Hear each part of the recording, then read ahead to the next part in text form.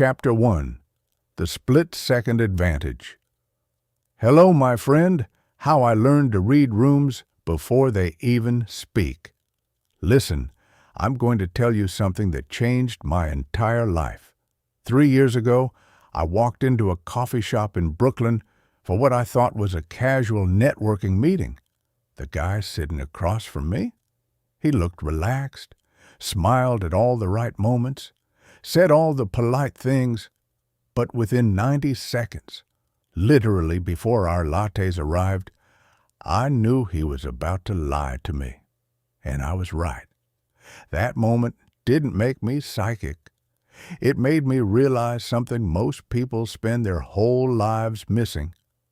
Communication isn't about the words coming out of someone's mouth. It's about the 1,000 tiny signals they're broadcasting before they even open it. Here's the truth nobody tells you. Right now, as you're reading this, your brain is processing roughly 10 million pieces of information every single second. 10 million. But here's the kicker. You're only consciously aware of maybe 50 of those bits. That means 99.9% of the data that could give you a massive edge in every conversation, every negotiation, every relationship. You're completely missing it. I used to miss it too. I'd walk out of meetings thinking they went great, only to get rejection emails the next day. I'd have conversations with friends who'd say, "I'm fine," while clearly falling apart inside, and I just believed them. I was functionally blind to the real communication happening right in front of me. But the people at the top, the ones who seem to glide through conversations like they're reading from a script nobody else can see, they're not lucky. They're not naturally gifted. They've just trained themselves to capture exponentially more of that information flood. And once I learned how they do it, everything changed. Let me break down what actually happens when two people communicate. Most folks think it's linear. Person A talks, person B listens, person B responds. Simple, right? Wrong. Elite communicators, and I mean the people who walk into rooms and somehow everyone just listens to them, they're operating on at least 4 different channels simultaneously. The first channel is contextual scanning. Before someone even finishes their sentence, these people have already clocked the body language, the micro-expressions, the vocal tone, who's looking at whom, where the power sits in the room, and what everyone's actually trying to accomplish. They're asking themselves questions most people never even think to ask. What does this person really want? What are they afraid of? Who are they trying to impress? What are they not saying? I learned this the hard way during a job interview when I was 27. I was so focused on delivering perfect answers that I completely missed the interviewer's signals. She kept glancing at her watch. Her questions got shorter. She started organizing papers on her desk. I powered through my rehearsed stories about teamwork and leadership while she was literally packing up to leave. I didn't get the job, but I got a lesson worth 10 times that salary. Watch the room, not just your script. The second channel is pattern recognition. My mentor, a woman named Sarah, who ran a consulting firm in Chicago, once told me something I'll never forget. We were at a conference, and within 5 minutes of meeting someone, she'd lean over and whisper exactly how the conversation would unfold. He's going to mention his Ivy League degree within 2 minutes. Then he'll pivot to asking us for something while pretending he's offering help. She was right every single time. How? She'd built a mental database of communication patterns. The analytical person who needs hard data before they'll even consider your idea. The relationship-focused person who needs to feel heard before they'll hear you. The results-driven person who'll cut through your story to ask, "What's the bottom line?" The creative person who lights up at possibilities but zones out at spreadsheets. Once you can spot these patterns instantly, and I mean instantly, like within the first 30 seconds of meeting someone, you can tailor everything you say to land exactly how they need it to land. The third channel is predictive processing. This one sounds fancy, but it's actually pretty simple. Think of it like chess. Amateur players react to what just happened. Masters are already 3 moves ahead, anticipating what's coming and positioning themselves accordingly. I watched this play out with my friend Marcus during a salary negotiation. Before he even walked into his boss's office, he'd mapped out the likely objections. Budget constraints? Need to see more results first. Let's revisit this next quarter. For each one, he'd prepared not just responses, but preemptive strikes. He brought data showing he'd already delivered more results. He researched the budget cycle to know when money was actually available. He walked in ready for a conversation his boss hadn't even started yet. The boss threw out budget constraints. Marcus was already nodding. I figured that might come up, so I looked into our Q4 numbers. 20 minutes later, Marcus walked out with a 15% raise. Not because he argued better, because he'd already won the conversation before it started. The fourth channel is emotional overhead. This is maybe the hardest one to master, because it requires you to feel what's happening in a room without being controlled by it. Most people get swept up in emotions, theirs or others. Someone gets angry, and they either get angry back or shut down completely. Someone tries to guilt-trip them, and it works. Elite communicators?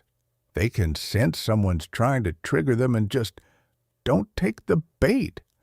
They recognize when emotions are genuine versus strategic. They know when someone's fear is talking versus their logic. I screwed this up spectacularly once. A client was upset about a project delay and started raising his voice, questioning my competence, making it personal. I got defensive, started explaining, justifying, basically digging myself deeper. The whole thing blew up. 6 months later, similar situation, different client, same anger, but this time I just breathed, let him vent, stayed calm.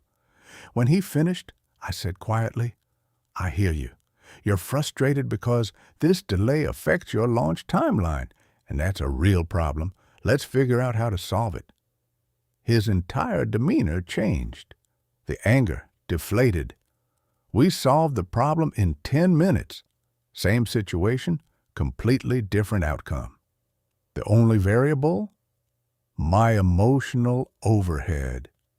Here's the fifth channel, and this is where it all comes together.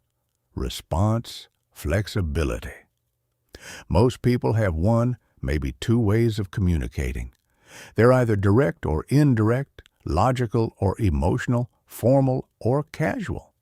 And they use the same approach regardless of who they're talking to or what the situation requires. Masters? They're like skilled drivers who shift gears based on road conditions. They can be warm and empathetic in one moment, then switch to analytical and data-driven the next. They can be collaborative with a peer, then authoritative with someone who needs clear direction. all within the same conversation. This isn't being fake, it's being strategically adaptive. It's reading what the moment needs and delivering it. I remember watching my friend Elena do this at a team meeting. One colleague was anxious and needed reassurance. Elena matched her concern, validated her feelings. Another was skeptical and needed logic. Elena switched to data and case studies. Another was excited and ready to move. Elena harnessed that energy toward action. Same meeting, same core message, 5 different delivery styles. Everyone left aligned. That's when I realized the people who seem like natural communicators aren't natural at all. They've just built a massive toolkit and developed the processing speed to grab the right tool in real time. So here's what I want you to start doing today. Practice 3-layer listening. Next conversation you have, don't just hear the words. Listen to layer 1, the literal content. Then layer 2, the emotional subtext. What are they really feeling? Then layer 3, the strategic context. What are they trying to accomplish? Start with low-stakes conversations. Coffee with a friend. Chat with a colleague. See if you can identify all 3 layers. Most people never get past layer 1. But when you can operate on all 3 simultaneously, you're reading the real communication happening beneath the surface. And that's where all the power is. The split-second advantage isn't about being faster. It's about seeing more in the same amount of time. It's about processing the 99.9% that everyone else is missing.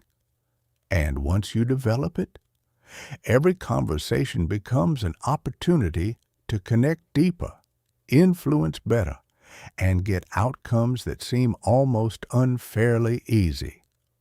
Because while everyone else is focused on what to say next, you're already 10 steps ahead, reading the room like it's written in a language only you can see.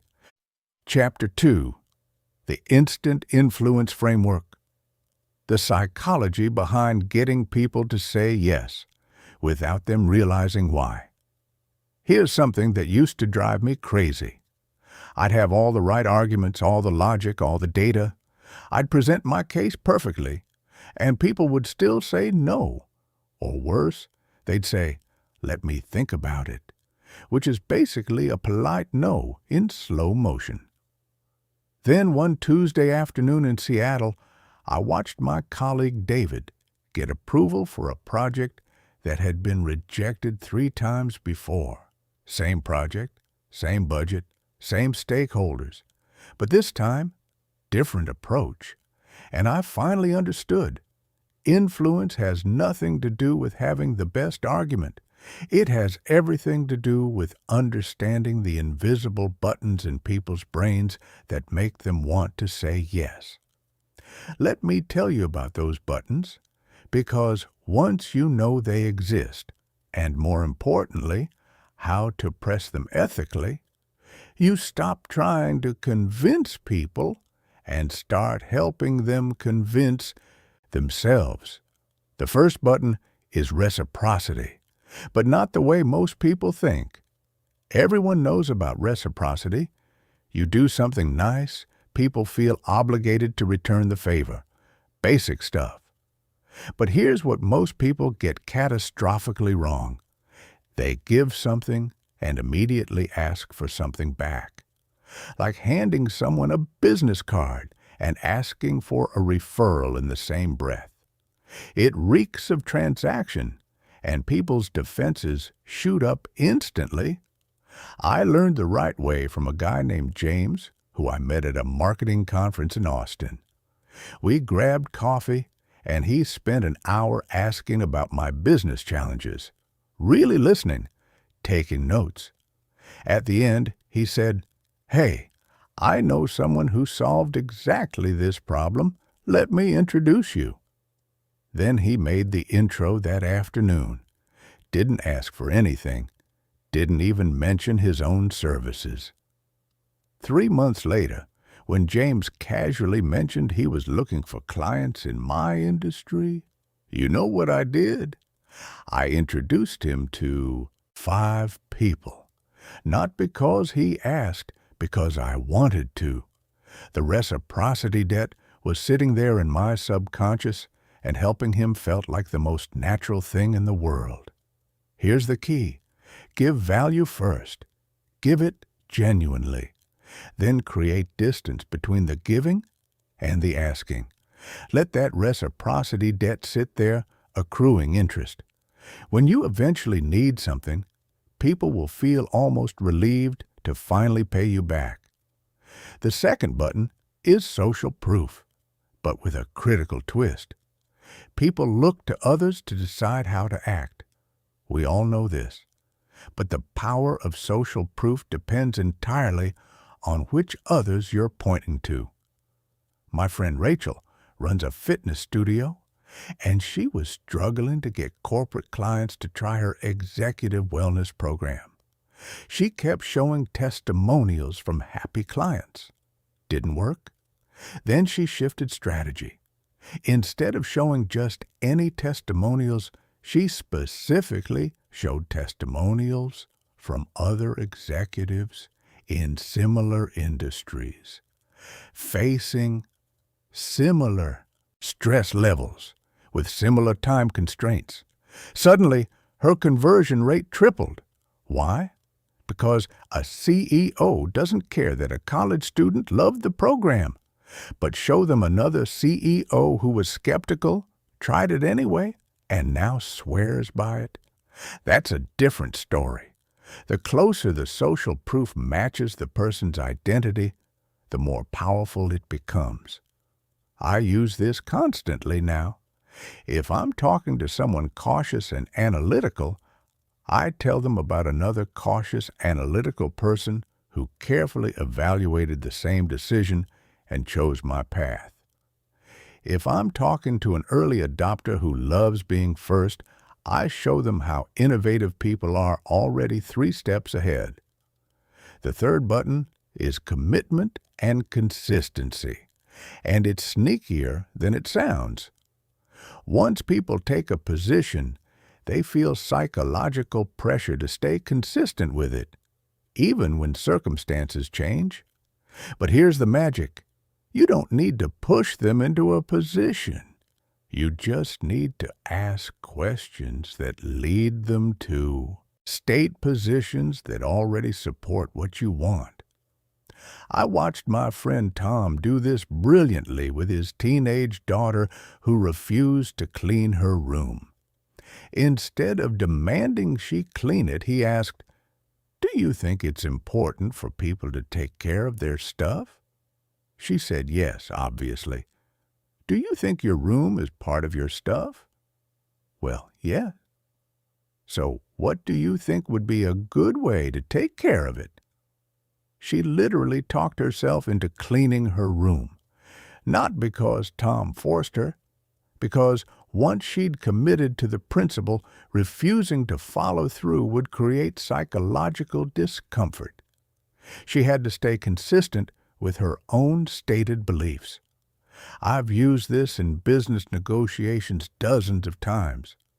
Instead of telling someone they need better project management, I ask, "Do you think clear timelines and accountability improve project success rates?" They always say, yes. Now they've committed to a position that makes it psychologically difficult to reject my project management proposal. The fourth button is authority. But real authority isn't what you think it is. People defer to authority figures automatically. But here's what most people miss. Authority isn't about titles or credentials. It's about demonstrated competence and confident communication. I learned this during a presentation disaster. I was speaking at a conference, full credentials, fancy title slide, the works. 5 minutes in, Someone asked a question I hadn't prepared for. I fumbled, said about 15 times, gave a vague, meandering answer. My authority evaporated instantly. People checked their phones. The energy died.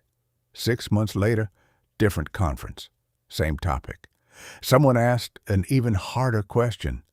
This time, I paused, looked them in the eye, said clearly and confidently, "That's outside my area of expertise, but here's what I do know." Then I gave a specific, detailed answer about the related area I did know. Cold. The room leaned in. My credibility actually increased. Why? Because authority comes from competence you can demonstrate and the confidence to admit your limits. Fake expertise destroys authority. Real expertise, honestly presented, builds it. Now, when I speak, I use specific examples, precise numbers, insider knowledge that proves I've actually done this work. I speak in declarative statements. The most effective approach is not. I think maybe we could consider authority is communicated through certainty, not volume. The fifth button is scarcity, but crude scarcity tactics backfire. People want what they can't have. Everyone knows this. But slapping limited time offer on something is so transparent it often creates resistance instead of urgency. Real scarcity is about helping people understand genuine limitations. My mentor, a woman named Jennifer, who ran a consultancy in Boston, taught me this. She never created artificial deadlines.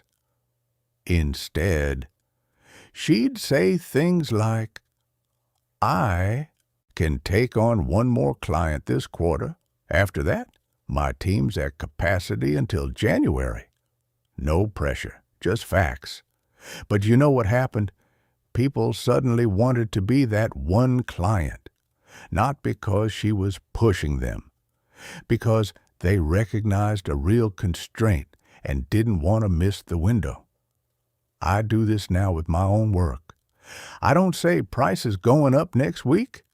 I say I'm looking at my Q4 capacity and I can realistically deliver quality work for 3 more projects. Beyond that, timelines start slipping into next year. It's true, and people respond to that truth more powerfully than they ever responded to manufactured urgency. The sixth button is liking, and it's simpler than people make it. People say yes to people they like, but liking isn't about being nice or agreeable. Research shows we like people who are similar to us, who genuinely compliment us, and who we perceive as being on our side. I used to try to make people like me by being pleasant and agreeable. It was exhausting and didn't work. Now, I look for genuine points of connection. Last month, I met with a potential partner. 5 minutes of small talk. I discovered we'd both lived in Portland in our 20s. Both loved hiking. Both had career crises that led us to entrepreneurship. 15 minutes in, we weren't in a business meeting anymore. We were two people who got each other, having a conversation about how we might work together. The liking happened naturally because the similarity was real. And once it did, everything else got easier. Here's the key. Find authentic commonalities, shared experiences, similar challenges, mutual goals, common frustrations. Give specific compliments about things you actually admire, not generic flattery. And most importantly, position yourself as an ally trying to solve a shared problem, not an adversary trying to win an argument. The seventh button is loss aversion, and it's more powerful than gain attraction. Here's a weird truth about human psychology. We fear losing things more than we value gaining them. Losing $100 feels worse than gaining $100 feels good. It's irrational, but it's hardwired. Most people only talk about what someone will gain. You'll increase efficiency, save time, grow revenue. But elite influencers also help people see what they'll lose by not acting. I saw this play out with my friend Alex, who runs a cybersecurity firm. He used to pitch companies on the benefits of better security. You'll protect your data, increase customer trust, meet compliance requirements. Then he shifted, started asking questions like, what would happen to your business if you experienced a data breach tomorrow? What's the cost of downtime? How would it affect customer trust? What about regulatory fines? Suddenly, companies that had been thinking about it for months were signing contracts within weeks. Not because the solution changed, because they finally understood what they stood to lose. I use this ethically by helping people see the full picture, not fear-mongering, just reality. If you don't address this communication issue with your team, what happens in 6 months? What opportunities pass by while everyone's misaligned? What talent leaves because they're frustrated? Paint a realistic picture of the status quo's true cost, and suddenly taking action isn't just attractive. It feels necessary. Here's what I've learned about these psychological buttons. They're not tricks. They're just how human brains work. We evolved to respond to reciprocity, social proof, consistency, authority, scarcity, liking, and loss aversion because these mental shortcuts usually serve us well. The ethical question isn't whether to use them. You're using them anyway, whether you know it or not. The question is, are you using them consciously, skillfully, and in service of outcomes that genuinely benefit everyone involved? Because when you master these buttons, when you can activate them naturally and authentically, influence stops feeling like pushing a boulder uphill. It starts feeling like opening doors people were already hoping you'd unlock. Chapter 3. Strategic Listening, the Secret Weapon Nobody Thinks to Master. I used to think I was a good listener. I'd nod at the right times, maintain eye contact, not interrupt, all the stuff they teach you in basic communication workshops. Then one day, my business partner, Lisa, looked at me after a meeting and said, "You didn't hear a single thing he actually said, did you?" She was right. I'd heard every word, but I'd missed everything that mattered. That conversation led me to discover something that changed everything. The best communicators in the world aren't great talkers. They're strategic listeners who use their ears like weapons of influence. While everyone else is rehearsing what they'll say next, masters are gathering intelligence that makes their eventual response devastatingly effective. Let me show you what I mean. There's a technique I call emotional archaeology. You're not just listening to words. You're digging beneath them to uncover the real emotional drivers behind what people are saying. Last spring, I had coffee with a guy named Michael who spent 20 minutes complaining about his boss. Surface level? He was venting about micromanagement and conflicting priorities. But I listened deeper. Notice how his voice changed when he talked about not being included in strategy meetings. Notice how he used the word respect 3 times in 5 minutes. Notice how he kept circling back to a project where his recommendations were ignored. This wasn't about his boss being annoying. This was about feeling invisible, about competence not being recognized, about being excluded from decisions he felt qualified to make. So when he finally asked, "What would you do?" I didn't give him tips on managing difficult bosses. I said, "Sounds like you're not being seen for what you're actually capable of.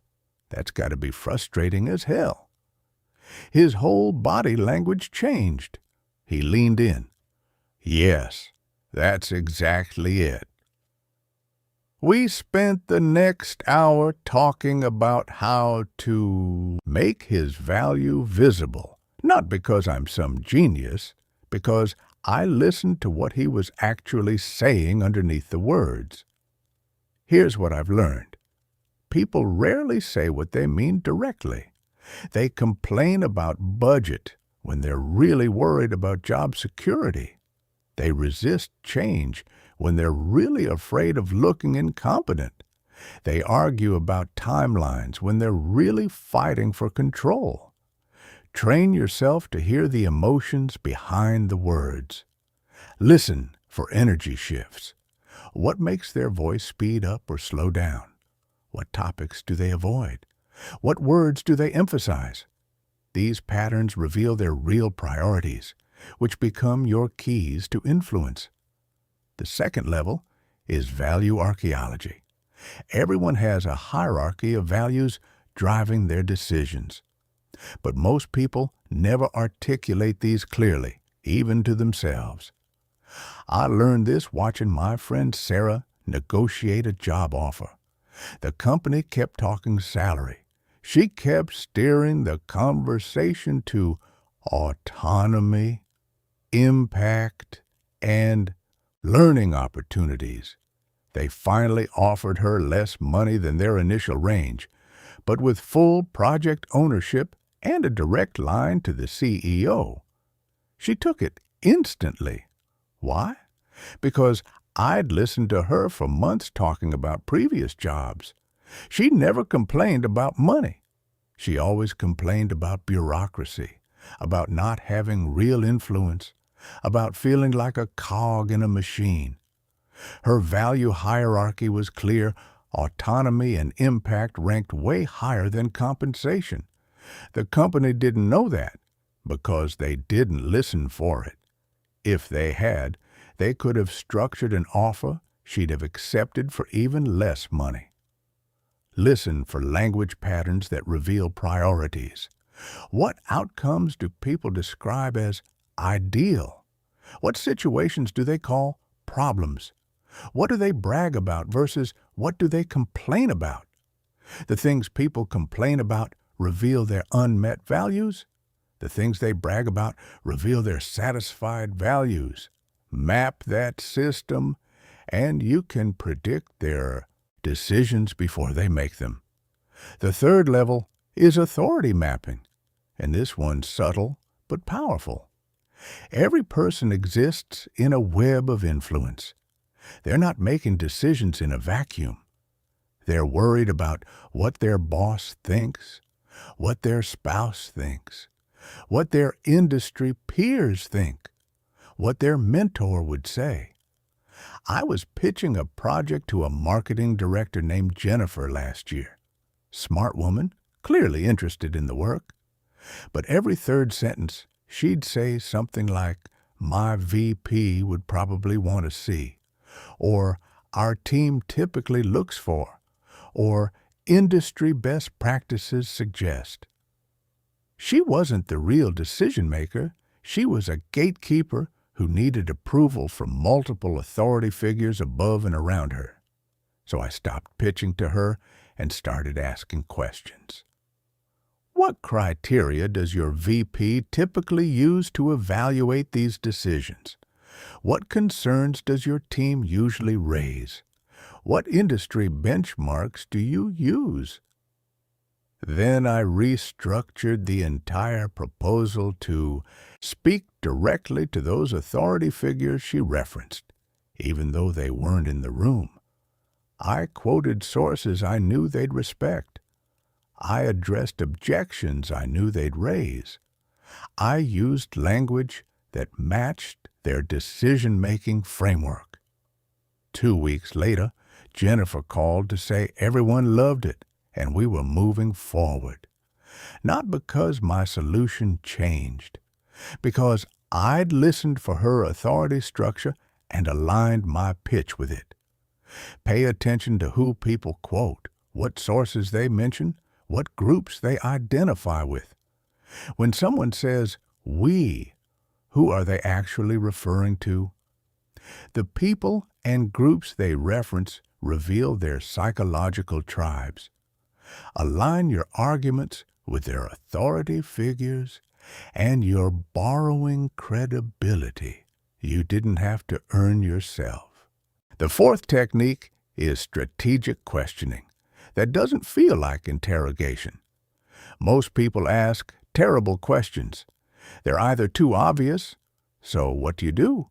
or too aggressive, "Why did you decide that?" Strategic listeners ask questions that make people feel heard while simultaneously extracting exactly the information they need. I learned this from a journalist named Carlos, who could get anyone to open up. His secret? The excavation sequence. Start broad and open. What's your take on this situation? Get them talking without constraints. Then narrow with specific follow-ups. What's the most challenging part of that? Direct them toward the areas you actually care about. Then dig for emotions.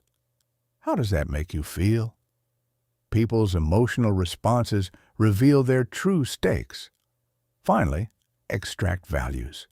What would an ideal solution look like for you? Now you know exactly what they're optimizing for. This feels like natural conversation, but it's actually systematic intelligence gathering that gives you everything you need to craft a response that lands perfectly.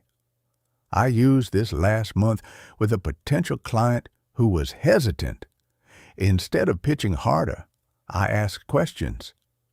30 minutes later, I knew his budget constraints, his internal politics, his personal career goals, his fears about failure, and his measurement criteria for success. When I finally presented my proposal, it wasn't generic. It addressed his specific situation so precisely that he said, "It's like you read my mind." I didn't read his mind. I listened strategically. The fifth skill is mirroring and matching, and it's more powerful than most people realize. People feel comfortable with those who communicate similarly to them. It's subconscious, but real. Strategic listeners adapt their communication patterns to match the other person's pace, energy, vocabulary, and structure. I noticed this watching my friend Derek sell. When talking to a fast-talking, big-picture entrepreneur, Derek would speed up and talk in broad concepts. When talking to a detail-oriented analyst, he'd slow down and provide specifics. Same core message, completely different delivery. It wasn't fake. It was adaptive. And people consistently said Derek was easy to work with and really got them. Because he did. He listened to how they communicated and met them there. If someone speaks quickly, increase your pace. If they use specific details, ask for specifics. If they speak in concepts, respond conceptually. This adaptation creates unconscious rapport that makes everything else easier. The sixth weapon is silence. Most people are terrified of silence. They fill every pause with words, explanations, backtracking. But strategic listeners know that silence is pressure, and whoever speaks first often loses leverage. I learned this during a salary negotiation. I stated my number. My future boss paused. 5 seconds. 10 seconds. I felt the urge to fill the silence rising like panic, to justify my number, to offer flexibility, to say something, anything. I forced myself to wait, counted to 15 in my head, just sat there, comfortable in the silence. Finally, he spoke. That's higher than I expected, but let me see what I can do. If I had spoken first, I would have negotiated against myself. The silence did my negotiating for me. Use strategic pauses after someone finishes speaking. Count to 3 before responding. Often, they'll add crucial information just to fill the void. After asking important questions, resist the urge to rephrase or clarify. Let the silence do the work. This is especially powerful in negotiations. State your position, then shut up.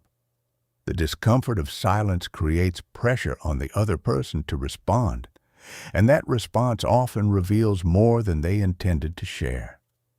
The final level is detecting deception and information management. People rarely lie outright, but they often omit information, exaggerate certain aspects, or use language designed to create false impressions. I got burned by this early in my career. A vendor promised industry-leading results and proven track record. I took him at his word. 3 months later, I discovered his proven track record was one small pilot program, and industry-leading was based on a metric nobody actually used. Now I listen for warning signs, unusually defensive responses to simple questions, language designed to impress rather than inform, stories that lack specific details, answers to questions I didn't ask. Listen for what people aren't saying. What obvious questions are they not asking? What natural concerns are they not raising? What details are they skipping over? Last year, I interviewed someone for a role on my team. Great resume, enthusiastic. But when I asked about their last job, they talked about learning opportunities and company culture. Never mentioned results. Never shared specific achievements. I pressed. What were your main accomplishments there? Vague answer. More process talk, no outcome talk. Red flag. I dug deeper and discovered they'd been let go for performance issues they were hoping I wouldn't ask about. Often, what people don't say is more revealing than what they do say. Here's what transformed for me when I really understood strategic listening. Every conversation became an intelligence operation, not in a manipulative way, in an effectiveness way. I stopped waiting for my turn to talk and started gathering the exact information I needed to craft responses that actually landed. I stopped taking people's words at face value and started hearing the real message underneath. And you know what? People started telling me I was an amazing communicator, not because I talked better, because I listened strategically, and when I finally did speak, what I said was so precisely calibrated to what they actually needed to hear that it felt like I understood them better than they understood themselves. That's the power of strategic listening. While everyone else is focused on being heard, you're focused on truly hearing. And that difference? It makes you the person everyone wants to talk to, work with, and follow. Chapter 4. Confidence, Projection. How I stopped faking it and started commanding rooms. 3 years ago, I gave a presentation that should have been a disaster. My slides failed 10 minutes in. My main argument had a hole I didn't notice until mid-sentence.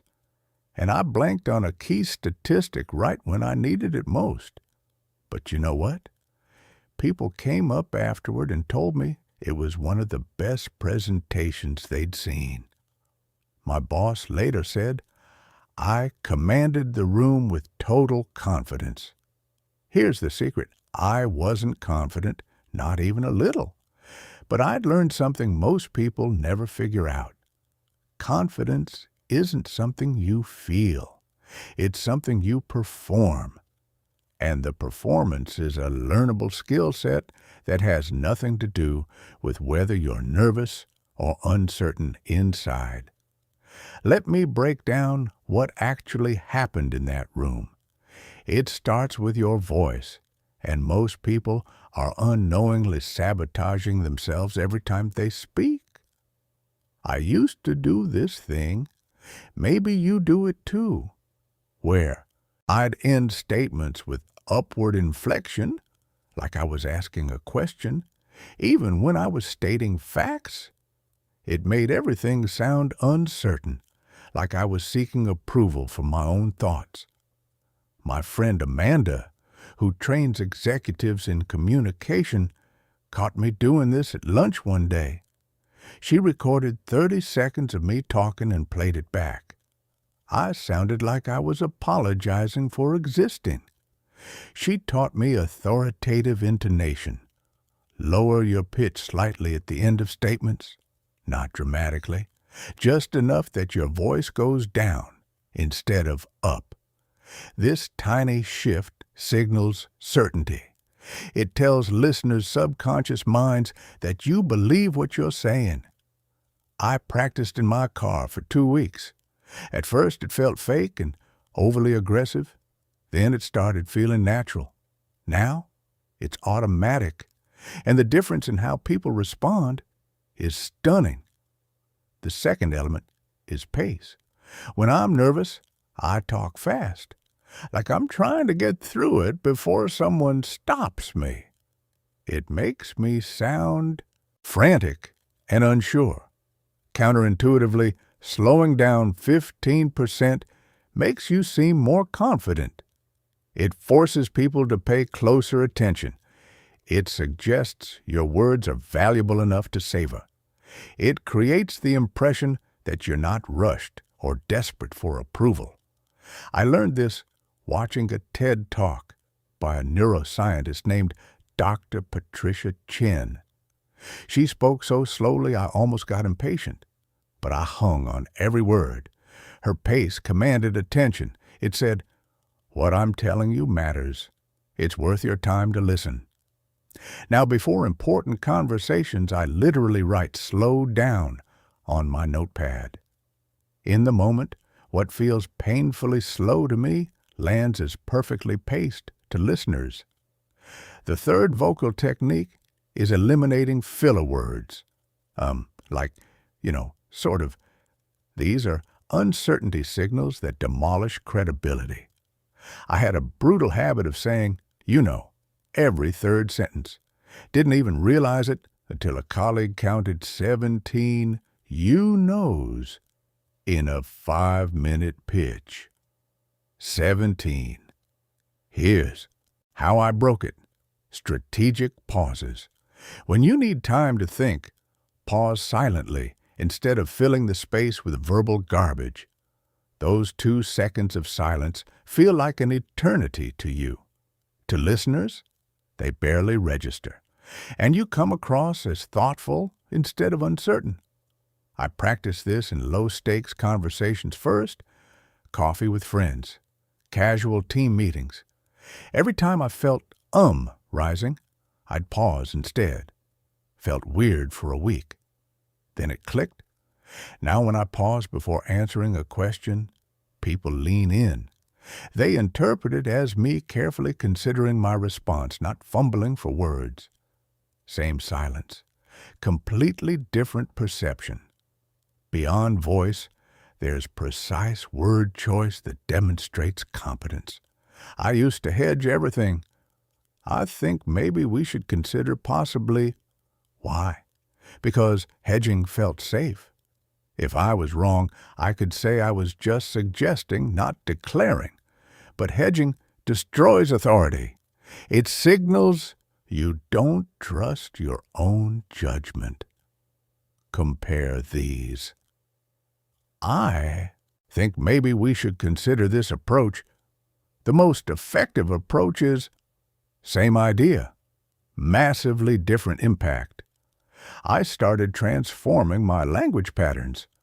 I'm not sure, but became based on the evidence. Does that make sense? Became, let me know your thoughts. I'll try to. Became, I will. These aren't just semantic differences. They're signals to listeners' subconscious minds about whether you believe in what you're saying. Then there's body language, and this is where most people unconsciously sabotage themselves. I have a nervous habit, actually, of crossing my arms when I felt defensive. Made me feel protected, made me look closed off and insecure. I also used to avoid eye contact when speaking in groups, looking at my notes or over people's heads. Thought it would help me focus. Actually made me seem evasive or disinterested. My mentor, a woman named Dr. Rivera, who runs a leadership institute, video recorded me during a practice presentation. Watching myself was painful. Arms crossed, looking down, taking up minimal space. I looked like I was apologizing for being there. She taught me power positioning, shoulders back, chest open, not puffed up, just open and accessible. Steady eye contact. Look at individuals, not the crowd as a mass. Purposeful gestures that support your words, not nervous fidgeting. Claim your space. Stand with both feet planted. Sit without hunching. The first time I tried this, I felt like I was performing confidence, not feeling it. I was. And you know what? It worked anyway. Because other people can't see your internal state. They only see your external signals. After doing this for a month, something weird happened. I started actually feeling more confident. Turns out, performing confidence long enough creates actual confidence. Your brain catches up to your body. But here's where it gets interesting. Strategic vulnerability. Early in my career, I thought confidence meant never admitting weakness. So I bluffed my way through questions I couldn't answer, pretend to know things I didn't, avoid any admission of limitation. This backfired spectacularly during a client presentation. They asked a technical question outside my expertise. I gave a vague, hand-wavy answer. They pressed. I doubled down. They could tell I was bullshitting. Lost the deal. Now I know. Admitting limitations strategically actually builds credibility. Last month, a potential partner asked about my experience in manufacturing. I don't have any. Old me would have stretched the truth. New me said confidently, "That's not my area of expertise. My background is in tech and services. But here's what I do know about operational efficiency that applies across industries." You know what he said? "I appreciate your honesty. A lot of consultants would have pretended to be experts." We signed the contract 2 weeks later. Strategic vulnerability means owning limitations before others discover them, then pivoting to what you do know. If you make a mistake, address it quickly and matter-of-factly. I provided incorrect information about the timeline. That was my mistake. Here's the accurate version. If you don't know something, say so confidently. I don't have that data with me, but I'll get it to you by end of day. This approach builds credibility because it demonstrates self-awareness and intellectual honesty. People trust you more, not less. The foundation under all of this is preparation. You can't fake confidence in situations where you're genuinely unprepared. I learned this the hard way. Early in my career, I walked into a meeting thinking I could wing it. Got asked basic questions I should have anticipated, stumbled, looked incompetent. No amount of vocal control or body language could save me. Now, I prepare obsessively, anticipate every likely question, and prepare answers. Practice key phrases until they feel natural, research the audience so I can speak to their specific concerns. Prepare 3 times as much content as I'll actually use. This preparation creates authentic confidence. I'm not performing anymore. I'm genuinely confident because I'm actually ready. There's also a technique for managing nervous energy that changed everything for me. I used to try to suppress nervousness. Deep breaths, positive self-talk. Don't be nervous. You got this. Didn't work. The nervousness just went underground and leaked out as fidgeting, fast-talking, or mental blanks. Then I learned to reframe it. My friend Marcus, who's a professional speaker, told me, nervousness and excitement feel identical physiologically. Same elevated heart rate, same adrenaline. The only difference is your interpretation. So before important communications, I stopped telling myself, don't be nervous. Started saying, I'm excited. This adrenaline is my body, preparing to perform. Sounds simplistic, works incredibly well. I also started using physical movement to channel excess energy. Before presentations, I'll do 20 jumping jacks in the bathroom. Sounds ridiculous, feels amazing. Burns off the jittery energy that would otherwise make me seem anxious. The final piece is contextual adaptation. The confidence appropriate for a boardroom presentation is different from a casual team meeting, is different from a one-on-one coffee chat. I used to use the same level of formality and authority in every situation. It made me seem stiff in casual settings and too casual in formal ones. Now, I read the room and adjust. Formal settings, project competence through preparation and expertise, creative environments, show confidence through openness to ideas, relationship building, demonstrate confidence through genuine interest in others, high-stakes negotiations, project confidence through calm persistence. This isn't being fake. It's being contextually appropriate while maintaining your core presence. Last week, I had a board presentation in the morning and a team brainstorm in the afternoon. Same day, completely different confidence styles. Board meeting, formal, data-driven, authoritative.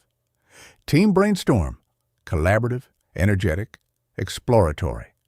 Both were authentic expressions of confidence, just adapted to the context. Here's what I've learned. Confidence is a performance, but it becomes real through practice. You start by performing the external behaviors, voice control, body language, precise language. It feels fake. You do it anyway. Then something shifts. The external behaviors start changing your internal state. You actually feel more confident because you're seeing people respond to you differently.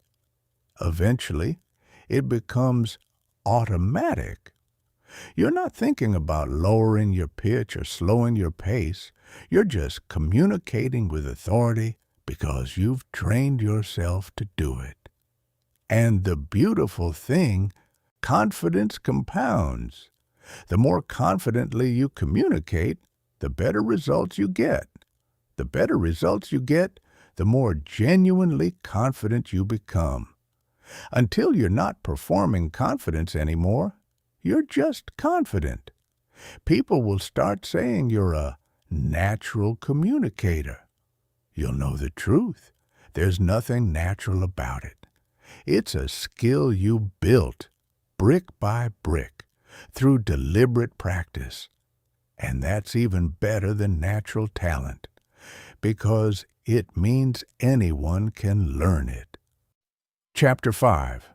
The High-Stakes Communication System. When everything's on the line and there's no room for mistakes.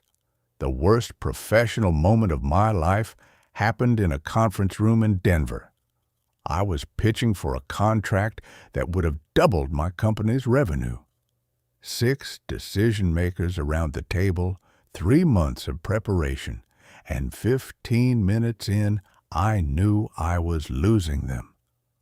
One guy was checking his phone. Another kept glancing at the door. The CEO had that polite but distant expression that means, I'm being courteous while mentally writing a rejection email. I panicked, started talking faster, added more details, threw in extra case studies, made promises I wasn't sure I could keep. We didn't get the contract. That failure taught me something crucial. High-stakes communication is fundamentally different from normal conversation. The psychology changes when consequences are significant. Everything intensifies. One wrong word can torpedo months of work.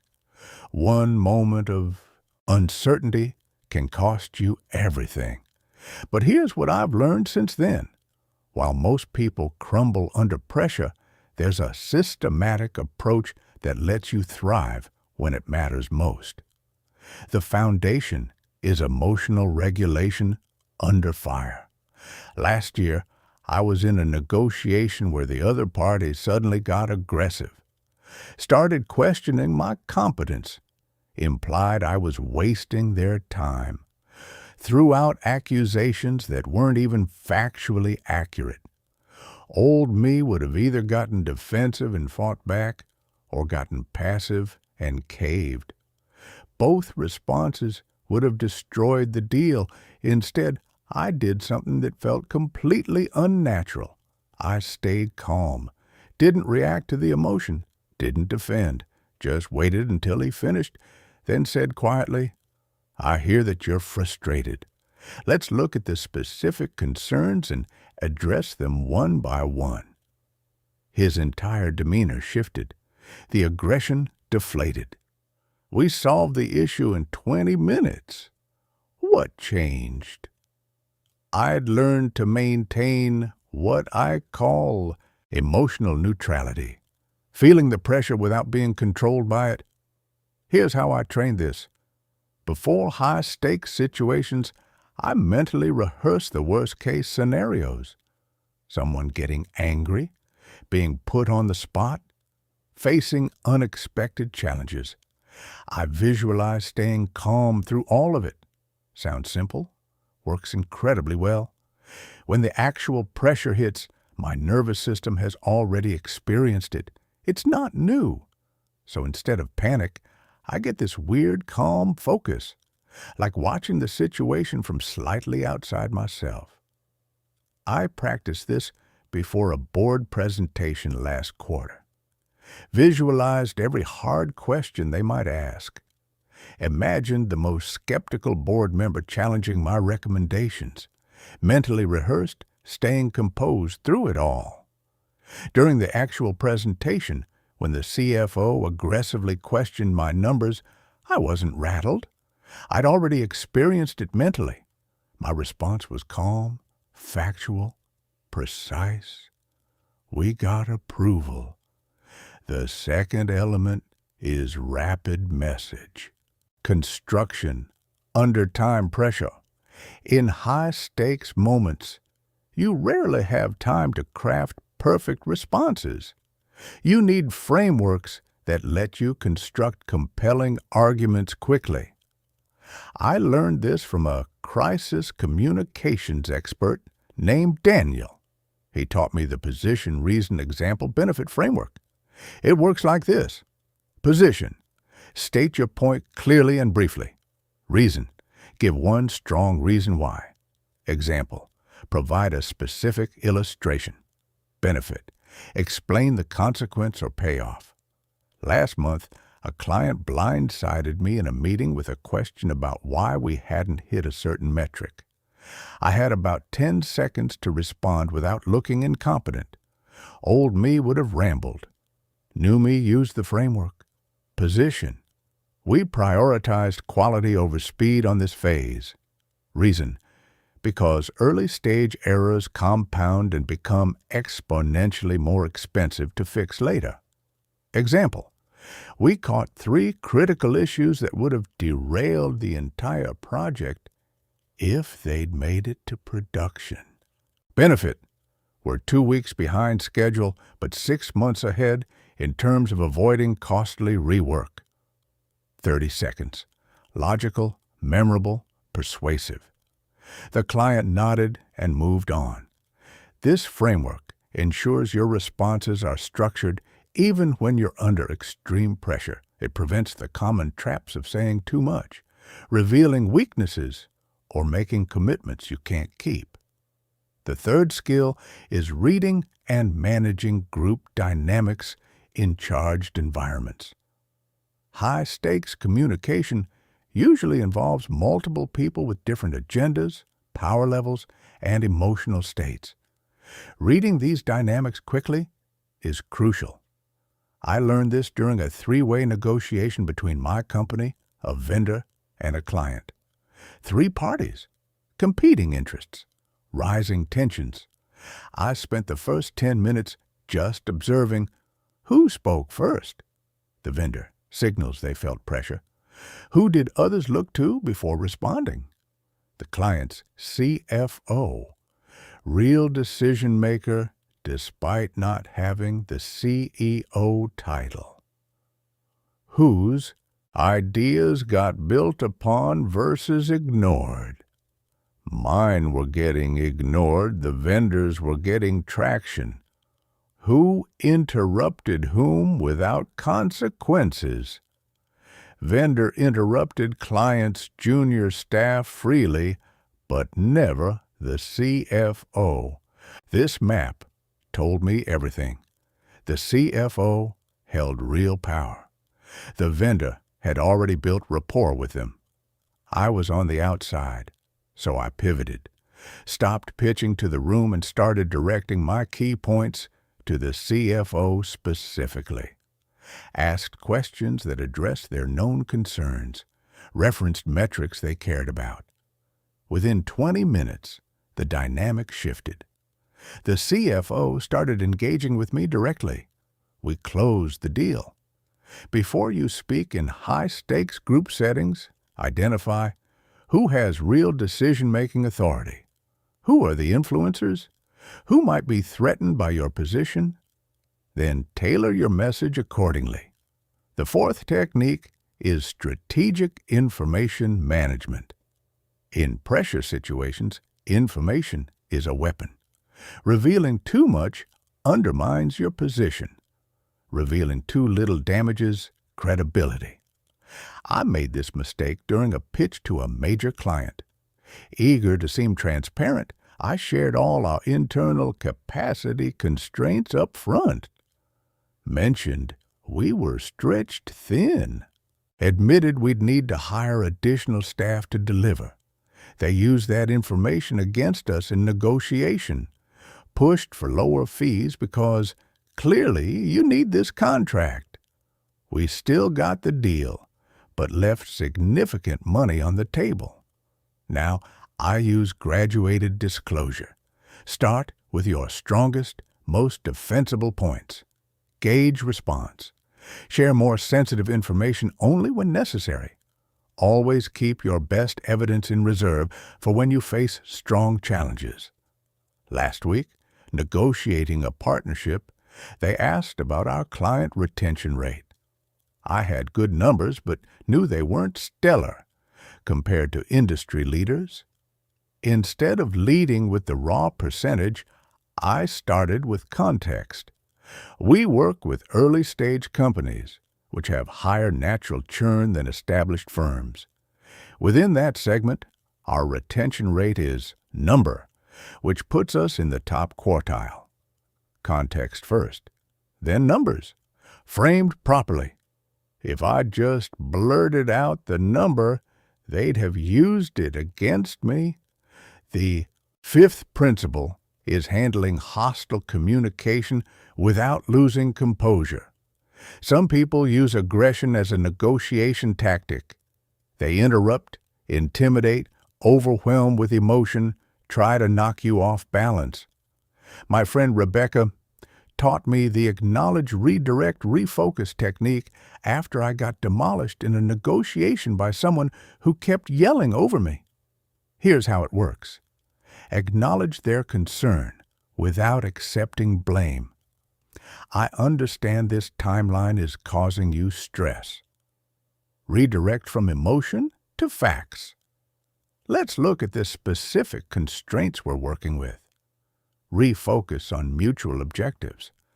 We both want this to succeed. Let's figure out how to make that happen.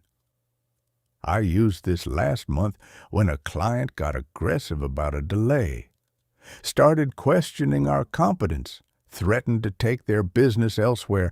Old me would have either fought back or caved. New me stayed calm, acknowledged their frustration, redirected to the actual data about what caused the delay, refocused on our shared goal of launching successfully. They apologized 15 minutes later and thanked me for being professional under pressure. The technique diffuses aggression without appearing weak. The sixth skill is extracting commitments in high-pressure environments. Pressure makes people reluctant to commit. They hedge, delay, want to think about it. Elite communicators create commitment pressure through the assumption close. Instead of asking if they'll do something, assume they will and discuss implementation. Instead of, would you be willing to move forward with this? Say, when we implement this next month, what resources will you need from us? This approach makes non-commitment feel awkward while giving them an easy path to agreement. I used this in a partnership discussion last quarter. Instead of ending with, "So are you interested?" I said, "Let's talk about rollout timeline. What works better for your team, starting in Q3 or Q4? Notice what happened. I assumed the partnership was happening and moved to implementation details. They engaged with the question, chose Q3, and we were suddenly planning rollout for a deal they hadn't explicitly agreed to yet. 2 days later, I sent a follow-up email confirming our Q3 launch timeline with specific next steps. They responded with approval. The commitment happened almost by accident because I assumed it would. The seventh technique is damage control when things go wrong. In high-stakes situations, mistakes have amplified consequences. How you handle errors often matters more than avoiding them. During a presentation to investors, I cited a statistic that turned out to be wrong. One of them fact-checked it real-time on his phone and called me out. I had 2 seconds to respond. I could defend the number, would have destroyed my credibility. Minimize it, would have looked evasive. Over-apologize, would have looked incompetent. Instead, I used immediate ownership and solution focus. You're right. I cited outdated data. The correct figure is X. Here's how that affects the overall analysis. Then I immediately showed that my conclusion still held with the correct numbers. The investor later told me that mistake actually increased his confidence in me because I handled it competently instead of defensively. When you make errors in high-stakes situations, acknowledge quickly and specifically. Take appropriate responsibility without over-apologizing. Immediately pivot to solutions. The final piece is strategic follow-up that locks in victories. High-stakes communication doesn't end when the meeting ends. The real work often happens in follow-up. After that Denver pitch I mentioned, the one I completely bombed, I learned this lesson. I left that room, licked my wounds, and moved on. Big mistake. Years later, after a similarly challenging pitch, I did something different. Within 24 hours, I personally contacted 3 of the key decision makers, not to hard sell, just to thank them for their time, address a concern one of them had raised privately, share an additional case study relevant to their situation, ask if they had any questions that didn't get addressed. 2 of them responded. We had good conversations that addressed doubts they'd been too polite to raise in the group meeting. We got that contract. High-stakes follow-up means contact key stakeholders individually within 24 hours. Address concerns that may have been too sensitive to raise publicly. Reinforce key points with additional evidence. Show continued engagement and care. Here's what I know now about high-stakes communication. Pressure doesn't reveal who you are. It reveals how well you've prepared. The people who thrive when stakes are high aren't naturally cool under pressure. They've systematically prepared for pressure. They've rehearsed emotional regulation. They've practiced rapid response frameworks. They've studied group dynamics. They've learned information management. When the pressure hits, they don't panic because they've already experienced it mentally dozens of times. Last month, I had the biggest pitch of my career, 8-figure contract. Extremely sophisticated buyer. One shot to get it right.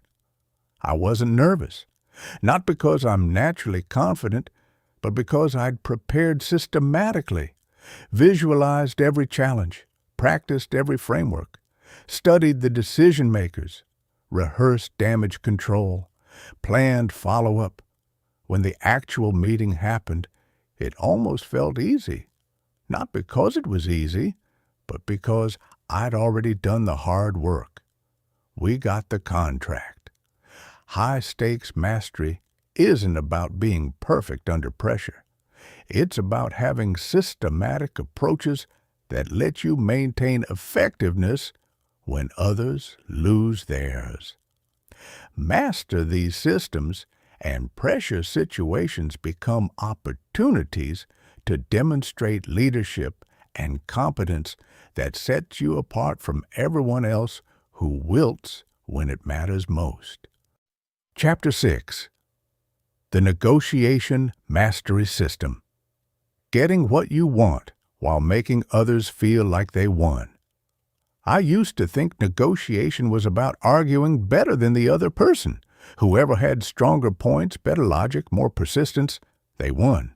Everyone else lost.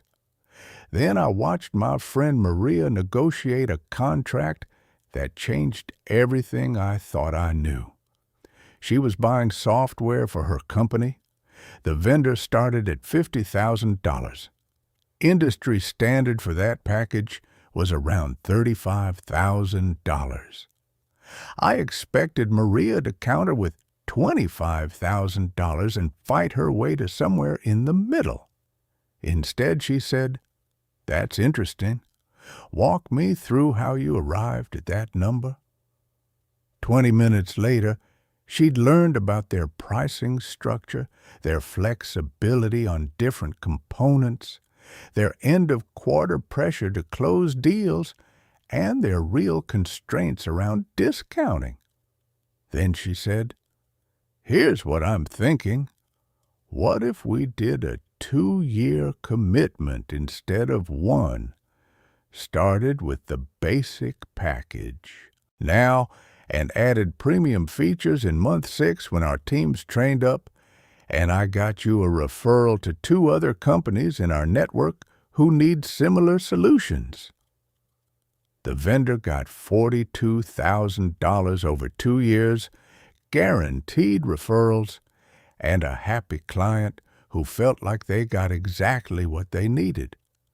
Maria got exactly the package she wanted for less than industry standard, spread the cost over 2 years to help with her budget, and actually helped the vendor exceed their quarterly target.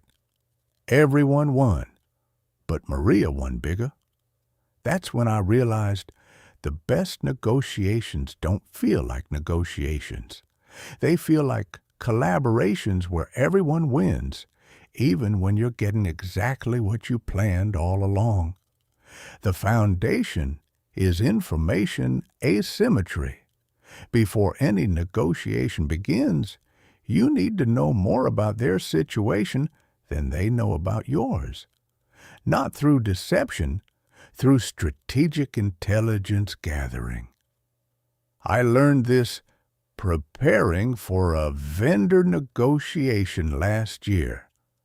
Instead of jumping straight into price discussions, I spent 2 weeks having casual conversations with their sales rep, asked about their business challenges, their growth targets, their internal approval process, what metrics their boss cared about, what made a deal good versus great for them personally. By the time we started formal negotiation, I knew they were 2 deals short of their quarterly target. Their boss cared more about contract size than margin. The sales rep got promoted if they closed 3 deals over $30,000 this quarter. They had flexibility on timing, but not on final price. Their real constraint was competition from a cheaper alternative we could easily differentiate against. This intelligence became my strategic ammunition. Before negotiating, ask yourself, what are their real constraints? What are their personal motivations beyond the deal itself? What pressures are they under that I can help solve? The person with better information always has the advantage. The second technique is precise anchoring. The first number mentioned in a negotiation creates a psychological anchor that influences everything after. Most people either anchor too aggressively and create resistance, or too weakly and leave money on the table. I made both mistakes early on. Once, I was selling consulting services. Client asked for a proposal. I threw out $80,000 because it sounded impressive, way above what I'd have accepted. Client laughed and said they were thinking $20,000. My anchor was so extreme, it made me look out of touch with reality. We didn't get the deal. Another time, afraid of scaring off a client, I anchored at $15,000 when I could have justified $25,000. They immediately accepted. I'd left $10,000 on the table by anchoring too low. Now I use research-based extreme anchoring. Start high, but with logical justification. Last month, negotiating a project fee, I said, based on comparable projects in your industry, the typical range is $40,000 to $60,000. Given the complexity of your situation and the strategic value of getting this right, I'd propose $55,000. Here's how I calculated that. Then I showed my work. Hours estimated, expertise required, value created. The number was high. But it wasn't random. I justified it. We settled at $48,000. If I'd anchored at $40,000, we'd have settled at $35,000. The third skill is tactical concession making. Every concession should feel valuable to them while costing you little. The key is preparing lists of low-cost, high-perceived value concessions ahead of time. In that vendor negotiation I mentioned, I had a list. High perceived value, low actual cost to me. Paying net 30 instead of net 60. I had cash flow, they wanted faster payment. High perceived value, zero cost to me. Being a case study for their marketing actually helped me too through exposure. Medium value to them, low cost to me. Starting the contract in their slow Q1 instead of busy Q4. My timeline was flexible. I never gave these away easily, even the zero-cost ones. When they asked about faster payment terms, I hesitated. Normally, we work on net 60 because of our cash management cycle, but given your situation, I could make net 30 work if we can finalize pricing by Friday. That concession cost me nothing, but it felt earned to them, and it created reciprocity pressure. Never give anything away easily, even if it costs you nothing. Express reluctance. Explain why you normally wouldn't agree. Then make the concession contingent on something you want. The fourth principle is creating multiple variables. Simple negotiations with one variable, usually price, inevitably become win-lose. Someone pays more or less, and someone wins or loses accordingly.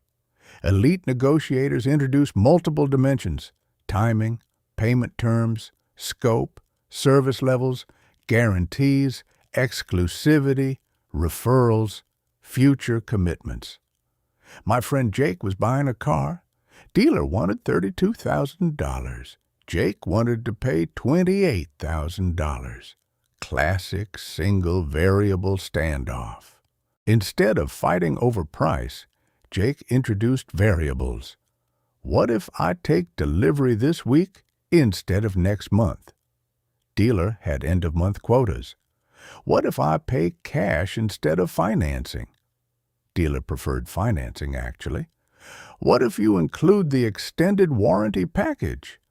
Low cost to dealer, high value to Jake. What if I refer 3 friends who are car shopping? Real value to salesperson. Final deal, $29,500. Extended warranty included, delivery this week. Jake pays cash, refers friends. Jake saved $2,500 and got the warranty. Dealer got the sale counted for this month's quota, got cash, which they actually needed less, but Jake didn't know that, and got potential referrals. Both sides won on what mattered most to them. Expand negotiations beyond price. Find what's expensive for you to give, but inexpensive for them to receive, and vice versa. Build trades around those asymmetries. The fifth technique is strategic deadline management. Time pressure is powerful, but most people use it crudely through artificial urgency. This offer expires Friday. Real deadline mastery means understanding both sides' actual time constraints. I was negotiating with a client who kept saying, "We need to decide by month end." I almost caved to their timeline pressure. Then I asked a simple question. What happens if we don't finalize by month end? Long pause. Well, our budget resets and it gets complicated. Translation, their deadline was real, but the consequences were bureaucratic hassle, not deal death. They had more flexibility than they claimed. Meanwhile, I had genuine capacity constraints. If they didn't commit soon, I'd fill my calendar with other projects. So I said, I understand month-end works better for your budget process. Here's my challenge. I can guarantee delivery in your time frame if we finalize by the 15th. After that, we're looking at pushing start date to next quarter due to my team's commitments. Suddenly, their month-end deadline wasn't the constraint. Mine was. We finalized on the 14th, at my proposed terms. Understand real deadlines versus stated ones. What actually happens if the deadline passes? Use this knowledge to avoid being pressured into bad agreements while applying appropriate pressure when you have timeline advantages. The sixth skill is objection transformation. When someone objects, most people see it as resistance to overcome. I see it as information about what matters most to them, which is the key to stronger arguments. Client once told me, "This is too expensive." Old me would have defended the price or offered a discount. New me said, "Cost is definitely important to consider." Help me understand. When you say too expensive, are you comparing to other solutions you've seen? Or is it about budget constraints or something else? We just don't see how the ROI justifies the investment. Aha! Not about the absolute number, about value justification. So I shifted. That's a legitimate question. What would the ROI need to be for this to make sense, and what metrics matter most for measuring it? 10 minutes later, I'd learned exactly what they needed to see to justify the investment. I restructured the proposal to emphasize those specific metrics, showed ROI in their language, using their criteria. They approved it the following week. Same price, different framing. When someone objects, use it as a bridge to stronger arguments. Validate their concern. Isolate the real issue. Reframe in the context of your value proposition. The seventh principle is leveraging alternatives. Your negotiating power comes from your alternatives, not your arguments. The person who needs the deal least has the most power. I learned this painfully when I was desperate for a contract early in my career. Clients sensed it, pushed for discount after discount. I caved every time because I needed the deal. Final price was 40% below my initial proposal. Horrible margins. And they didn't respect me because desperation reeks. Now, I always have a genuine plan B before negotiating. Not a bluff. A real alternative I'm willing to execute. Last quarter, negotiating a partnership, I simultaneously pursued 2 other potential partners. Not as a trick, as actual options. During negotiations, I never explicitly said I have other options. Didn't need to. My willingness to walk away from unreasonable terms communicated it clearly. When they pushed for exclusivity without fair compensation, I said calmly, "I understand why you want that. Here's what exclusivity is worth to me," and named my price. They could sense I didn't need to cave. We found middle ground that worked for both. Build real alternatives before you negotiate. When you truly don't need any single deal, you negotiate from strength that others can sense even if you never mention your alternatives. The final mastery level is emotional intelligence throughout the process. Negotiations get heated. People get frustrated, defensive, aggressive. Managing emotions, yours and theirs, determines whether deals happen or explode. I was in a 3-way negotiation last year that got tense. One party became visibly angry, raised their voice, questioned people's integrity. Half the room got defensive, voices raised, productive discussion evaporated. I stayed calm. When there was a break in the yelling, I said quietly, "I can see everyone feels strongly about this. That makes sense. There's a lot at stake.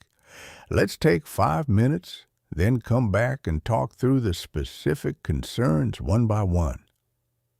The simple act of acknowledging emotions without being controlled by them diffused the tension. When we reconvened, the angry party apologized, and we solved the issue in 20 minutes. Stay calm when others become heated. Acknowledge emotions without being controlled by them. Use emotional peaks strategically by taking breaks or refocusing on shared objectives. Here's what transformed for me when I really understood negotiation. It's not about winning at others' expense. It's about architecting outcomes where your victory looks like their victory too. The best negotiations I've done, both parties walked away feeling like they got a great deal. Not because I manipulated them, because I genuinely found solutions that served everyone's interests. That client who was worried about ROI, they got clear metrics proving value. I got the contract at full price. That vendor who needed to hit quarterly targets, they got the deal size they needed. I got pricing and terms that worked for me. Maria's software deal, vendor got multi-year commitment and referrals. Maria got exactly what she wanted for less. Elite negotiation isn't about overpowering people. It's about understanding interests deeply enough to create outcomes that serve everyone while getting what you need. Master these principles, and negotiation stops feeling like combat. It starts feeling like collaborative problem solving, where you just happen to consistently get the outcomes you wanted all along. Chapter 7. Advanced People. Reading, decoding what people really mean. Beneath what they say, 2 years ago, I hired someone who seemed perfect on paper. Great resume, stellar interviews, said all the right things about teamwork, dedication, work ethic. 3 months later, I had to let them go. Looking back, the signs were all there from day one. The micro-expression of contempt when discussing previous managers. The way their energy dropped when talking about collaborative projects. The slight tension in their jaw when asked about receiving feedback. I'd heard their words. I'd completely missed their signals. That expensive mistake taught me something crucial. People are constantly broadcasting their real thoughts and feelings through channels most of us never learned to read. Here's the reality. Humans are terrible at hiding their internal states. We leak information constantly through facial expressions, body language, vocal patterns, word choices, behavioral inconsistencies. The key is training yourself to notice and interpret these signals accurately.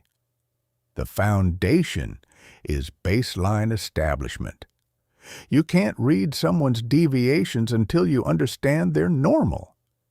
Everyone has unique communication patterns. Some people naturally avoid eye contact when thinking deeply. Others fidget constantly, even when comfortable. Some speak quickly always. Others pause frequently. I learned this from a detective named Officer Martinez, who interviewed witnesses for a living. He told me, first 10 minutes of any conversation, I'm not listening to content. I'm cataloging their baseline, how they sit when relaxed, their normal speech pace, typical gestures, comfortable topics. Once you know they're normal, deviations become significant. Last month, I was meeting with a potential client named Richard. First 15 minutes, casual conversation about his business. He sat back, made steady eye contact, spoke at moderate pace, gestured openly. Then I asked about budget timeline. Suddenly, he leaned forward, broke eye contact. Speech accelerated. Hands went under the table. His baseline had shifted dramatically. That question triggered stress. I followed up gently. Sounds like there might be some constraints around timing. He exhaled. Yeah, budget's locked until Q3, but I need to have a solution in place before then or I'm in trouble politically. That deviation from baseline told me his real constraint before he explicitly stated it. Now, I could structure a proposal that solved his political problem without requiring immediate budget. Spend the first few minutes of any interaction observing someone's normal behavior before drawing conclusions about their deviations. The second skill is micro-expression recognition. Faces leak genuine emotions for split seconds before conscious control kicks in. These micro-expressions reveal true feelings even when someone's trying to hide them.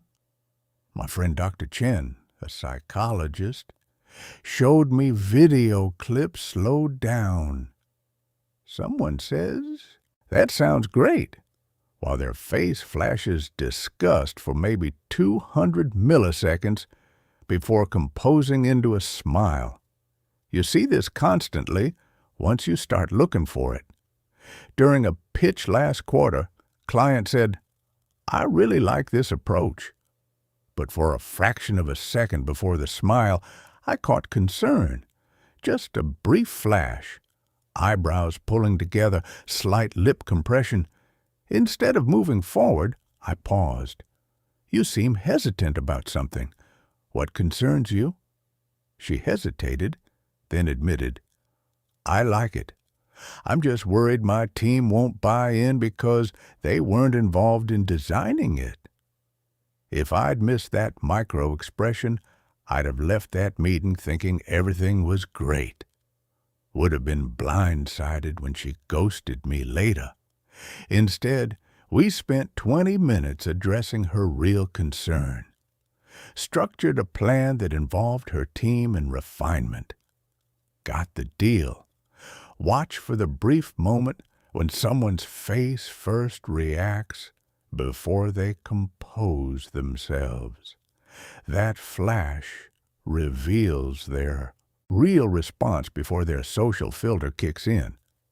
The third technique is vocal pattern analysis. The voice carries emotional information that words might hide. Changes in pitch, pace, volume, vocal quality all reveal internal states.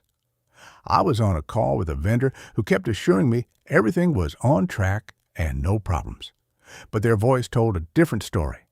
Pitch rising, stress, pace increasing, anxiety, volume dropping at end of sentences, uncertainty, vocal quality becoming thinner, breathier, tension. I said gently, "You sound stressed. What's actually happening?" Long pause, then truth. They were 3 weeks behind and afraid to tell me. We solved the problem collaboratively. If I'd just believed their words, I'd have been blindsided by delays later. Listen to how someone says things, not just what they say. Pace changes indicate comfort levels. Pitch increases often signal stress. Volume changes reveal confidence shifts. The fourth skill is body language cluster analysis. Individual gestures can be misleading, but patterns of body language create reliable pictures of internal states. Last week, meeting with a potential partner named Jennifer. She said she was very interested in collaborating, but her body said otherwise. Arms crossed, leaning back, reduced eye contact, closed lip expression, minimal gesturing. One signal alone might mean nothing, but 5 signals aligned, that's defensiveness or disinterest, regardless of her words. I shifted approach. Instead of pitching harder, I asked questions. Got her talking about her concerns, her past experiences with partnerships that didn't work, her criteria for good collaborations. As she talked, her body language opened up, arms uncrossed, leaned forward, more eye contact, more animated. Now she actually was interested, because I'd addressed her unspoken reservations instead of plowing ahead, ignoring her signals. Look for multiple simultaneous signals pointing in the same direction. The more signals that align, the more confident you can be in your interpretation. The fifth technique is linguistic analysis. Word choices reveal thought patterns, priorities, and what people are avoiding. I notice this constantly now.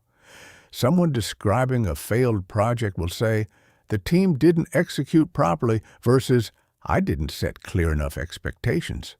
Same event, completely different framing. First person externalizes responsibility. Second person internalizes it. That tells me how they think about problems and accountability. Or listen to sensory language. Some people say, "I see what you mean," visual processing. Others say, "That sounds right," auditory. Others say, "I feel like," kinesthetic. Match their sensory language and your communication lands more effectively.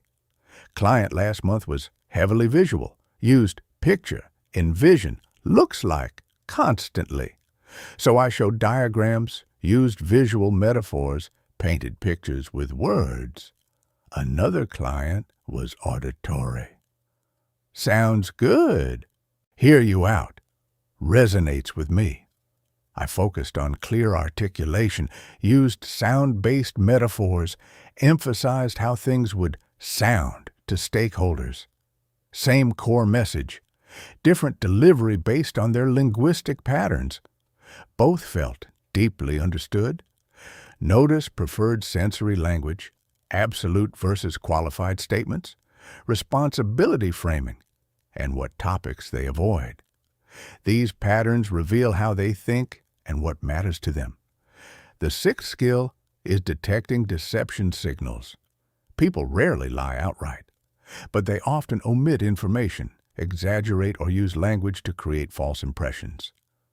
Warning signs I watch for: increased self-touching, face, neck, arms, changes in eye contact patterns, either too much or too little, defensive body positioning, increased use of qualifying language. To be honest, frankly, believe me. Stories that lack specific details or include irrelevant information designed to distract. Last year, vendor assured me they had extensive experience with my type of project. Something fell off. I asked for specific examples. They gave vague descriptions, lots of general language, few specifics. When I pressed for details, timelines, team size, specific challenges, they became defensive.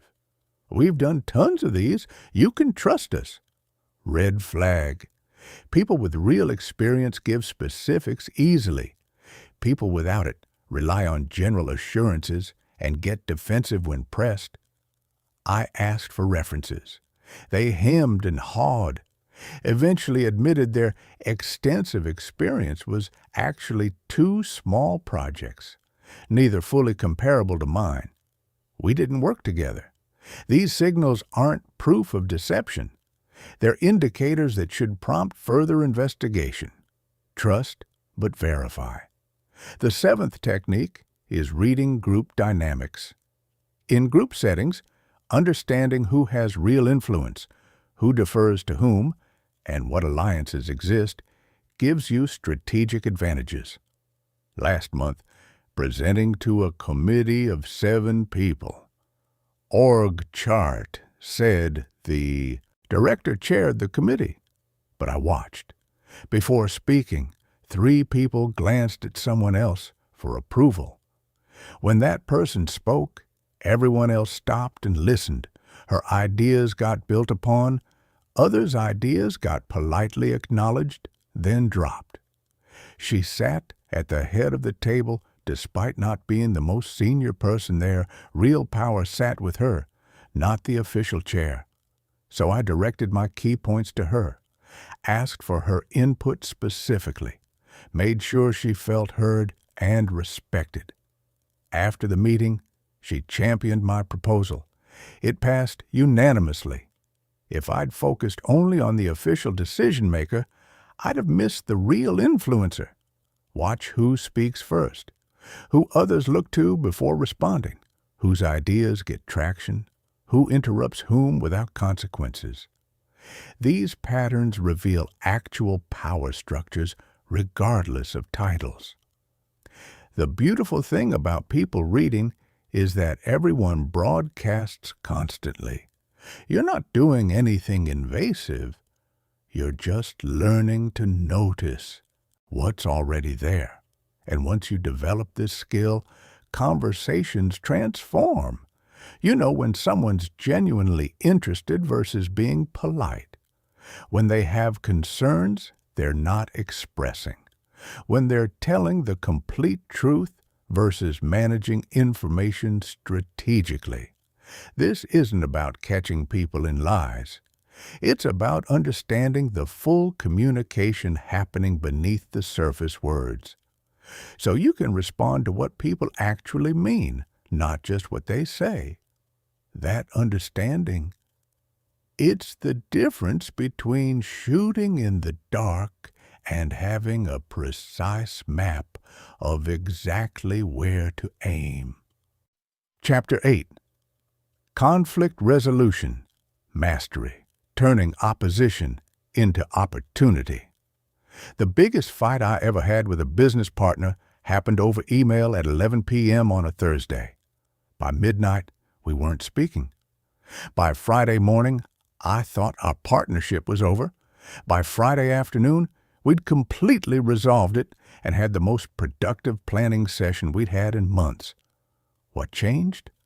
I finally understood that conflict isn't something to avoid or endure. It's information. It reveals tensions, unmet needs, and misaligned expectations that were always there, just hidden. Here's what most people miss. Conflict is rarely about the surface issue. My partner and I weren't really fighting about project timelines. We were fighting about respect, control, and fear of failure. Once I understood that, resolution became simple. The foundation is immediate emotional regulation. When conflict emerges, most people either attack or retreat. Both responses escalate tension. That Thursday night, I felt my heart racing, wanted to fire back a defensive email, spent 20 minutes drafting responses I never sent, each one angrier than the last. Then I remembered something my mentor taught me. When you feel your temperature rising, slow everything down. I closed my laptop, took a walk, didn't respond until morning when I was calm. My Friday morning email. I can see we're both frustrated about this. Let's talk it through in person. Coffee at 2? His response within 5 minutes? Yes, thank you. The simple act of not reacting while emotional changed everything. We met, talked calmly, solved it. When conflict hits, breathe, lower your voice, pause before responding. Your calm presence becomes an anchor that can de-escalate others. The second skill is reframing conflict as mutual problem solving.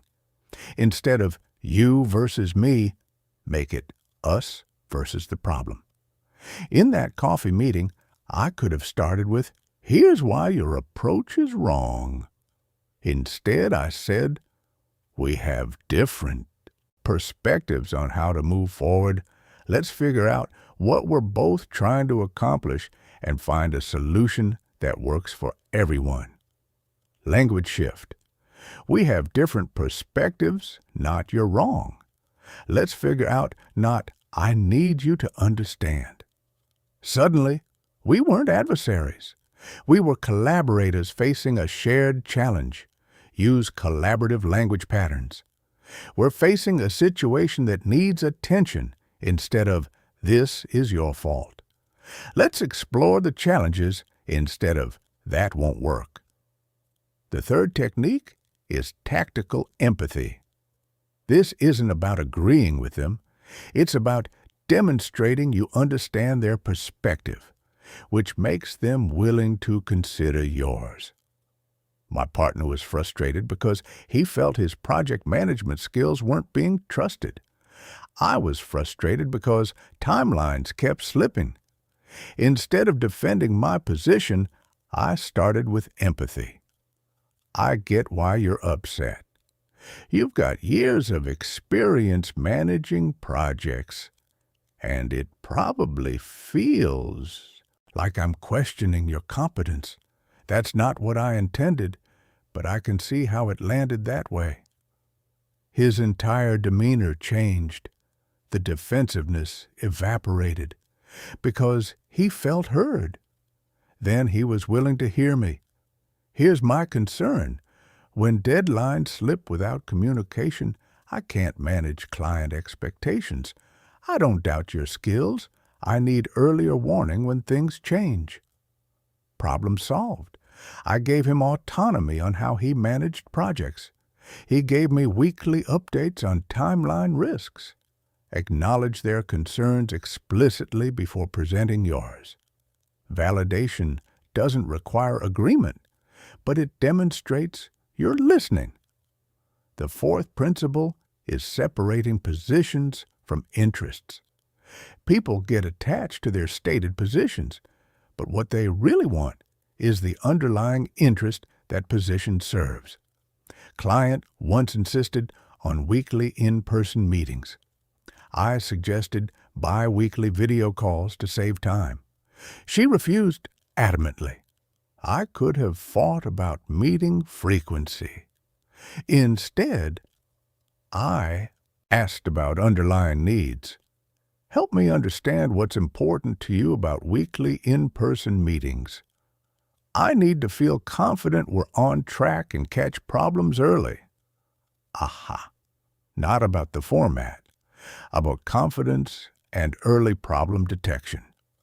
"What if we did bi-weekly in-person plus a quick 15-minute video check halfway between, and I send you a brief status update every Monday morning?" She loved it. Got even more visibility than weekly meetings alone would provide. I saved half my commute time. Ask about underlying needs. What are you trying to accomplish with that approach? What would need to happen for you to feel comfortable with a different solution? The fifth skill is managing power dynamics. Conflicts often involve unequal power, which complicates resolution. Junior employee once came to me frustrated about workload. They were right. I was overloading them, but they were terrified to say it directly because I'm their boss. I could have pulled rank. "This is your job. Figure it out," would have solved nothing and built resentment. Instead, I leveled the playing field. "I want your honest take on this, even if you disagree with me. That's how we make better decisions." They opened up. We redistributed work. Problem solved. They later told me that conversation made them feel valued for the first time. If you have more power, explicitly level the field. If you have less power, focus on shared interests rather than fighting for power you don't have. The sixth technique is strategic concession trading. Most conflicts have multiple issues at stake. Different issues matter differently to each party. Negotiating office space with a co-founder.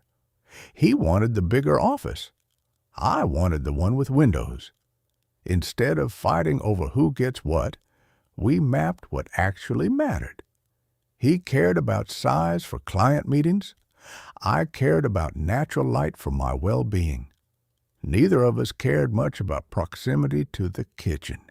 We found an office with windows for me, slightly smaller, but sufficient. He got the bigger one for meetings. We both took offices farther from the kitchen noise. Each of us got what mattered most. Neither of us got everything. Both of us were satisfied. Map what's most and least important to each side. Build packages where everyone gets their high priority items. The seventh principle is knowing when to take strategic breaks. Some conflicts escalate because people try to resolve everything immediately while emotions are high. Argument with my sister got heated. We were both talking over each other, not hearing anything. I said, "This is clearly important to both of us. Let's take an hour and come back to this when we can actually listen to each other." She was skeptical, but agreed. An hour later, emotions had cooled. We solved it in 15 minutes. When emotions are too high for productive discussion, acknowledge the importance and suggest a specific time to continue. This matters to both of us. Let's schedule time tomorrow morning to work through this properly. The final piece is using conflict to strengthen relationships. Elite communicators don't just resolve disagreements. They use conflict as opportunities to establish better communication patterns going forward.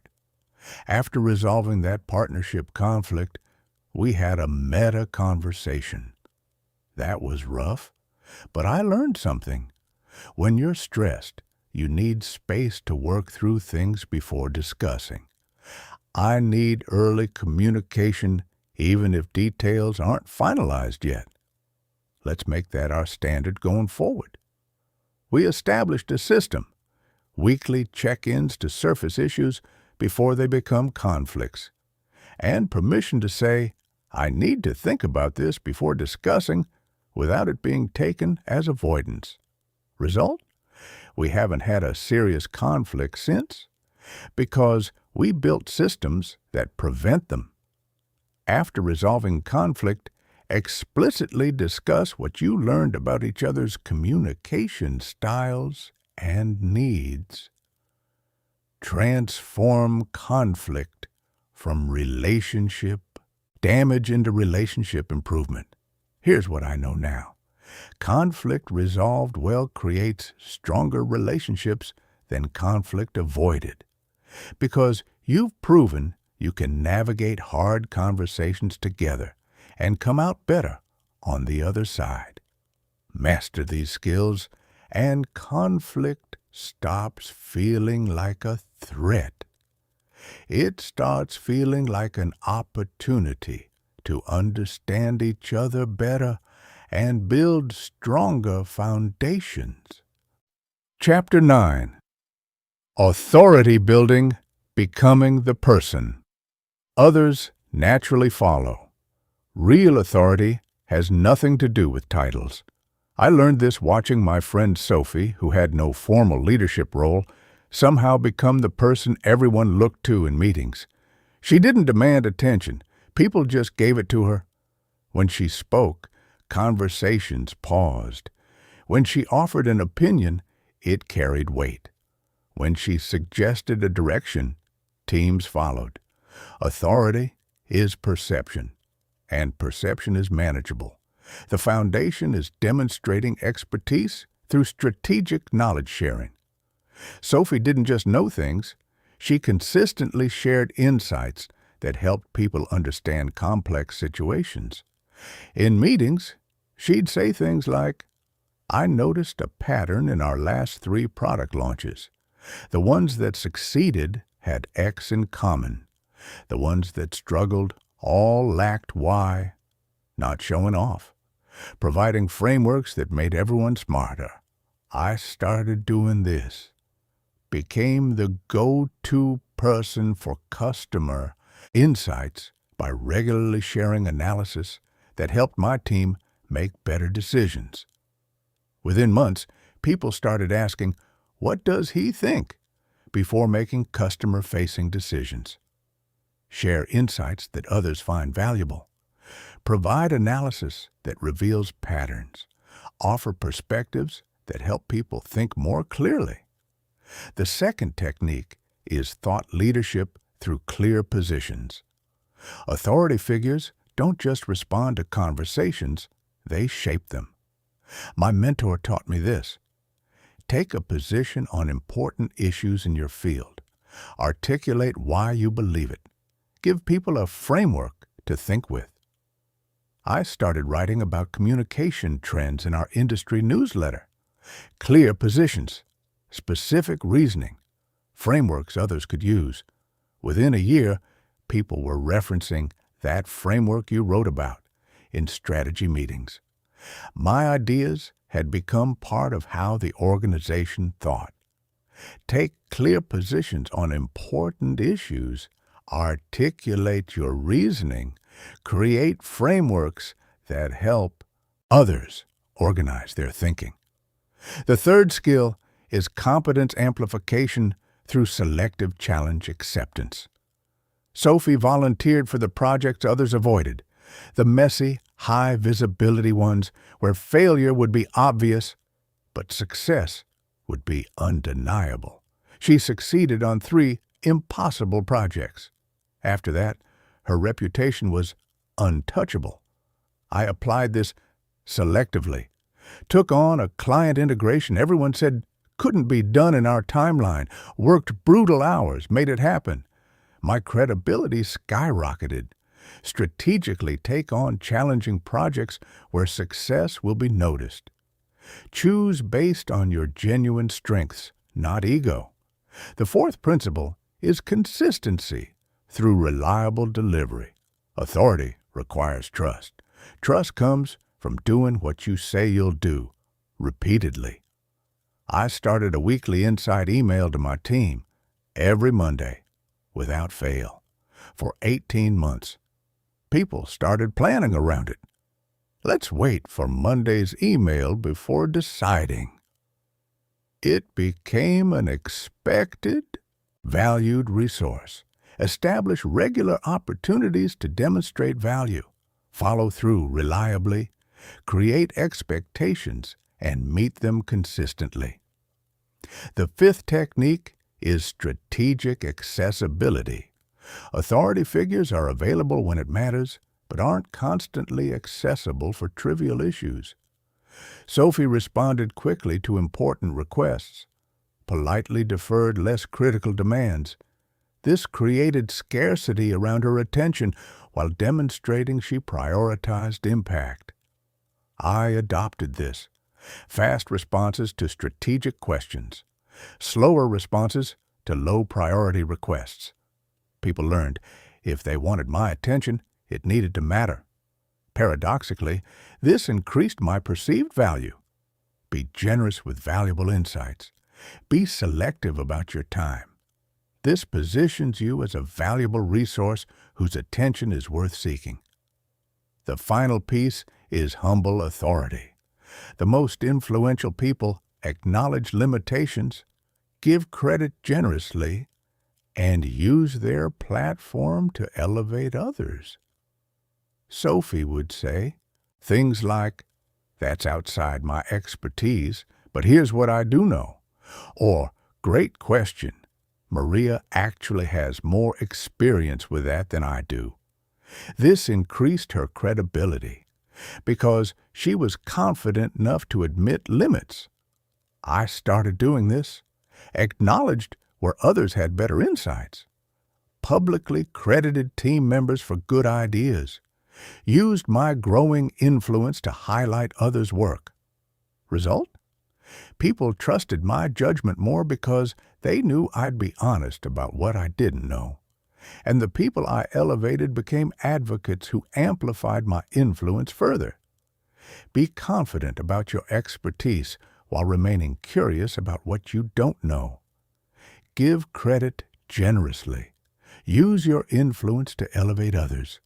Authority isn't about dominating. It's about consistently demonstrating value until people naturally turn to you for judgment, insights, and direction.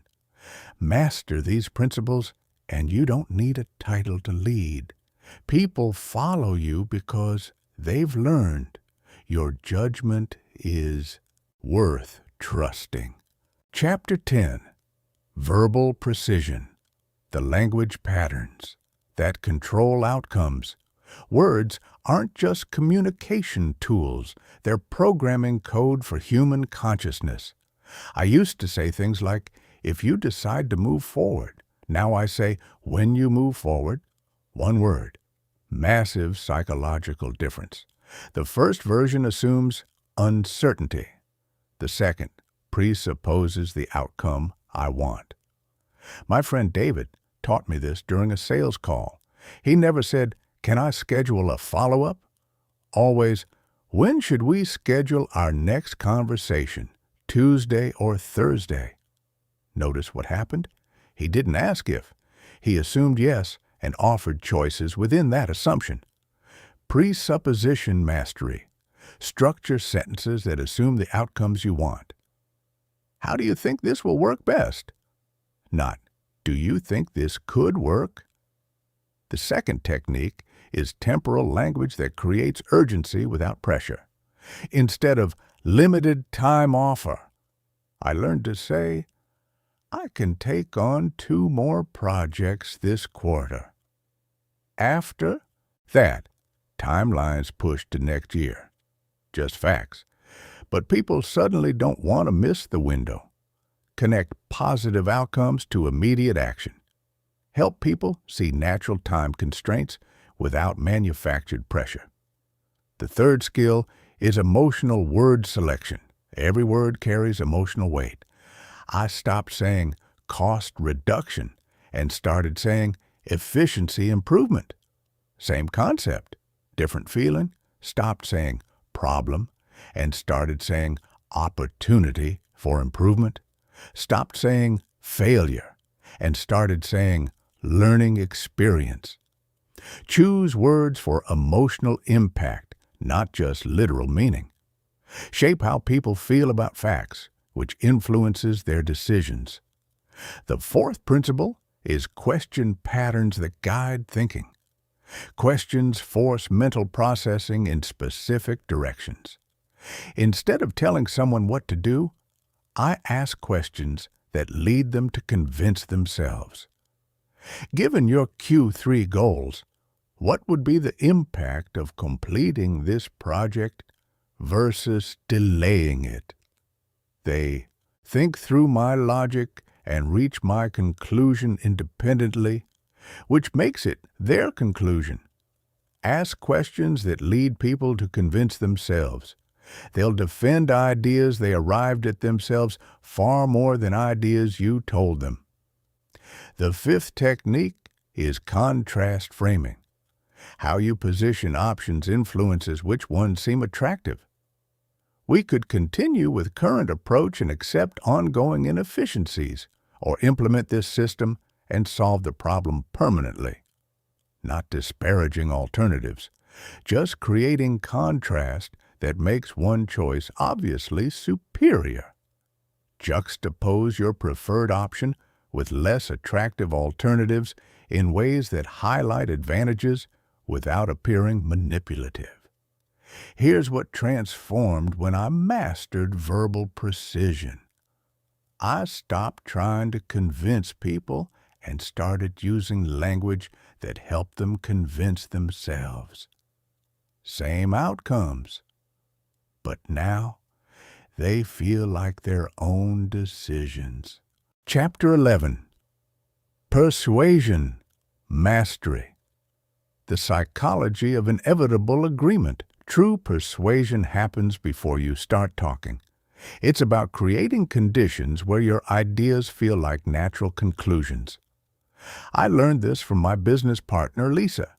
She never convinced people. She asked questions that led them to realize things themselves. Client would say, "We can't afford this right now."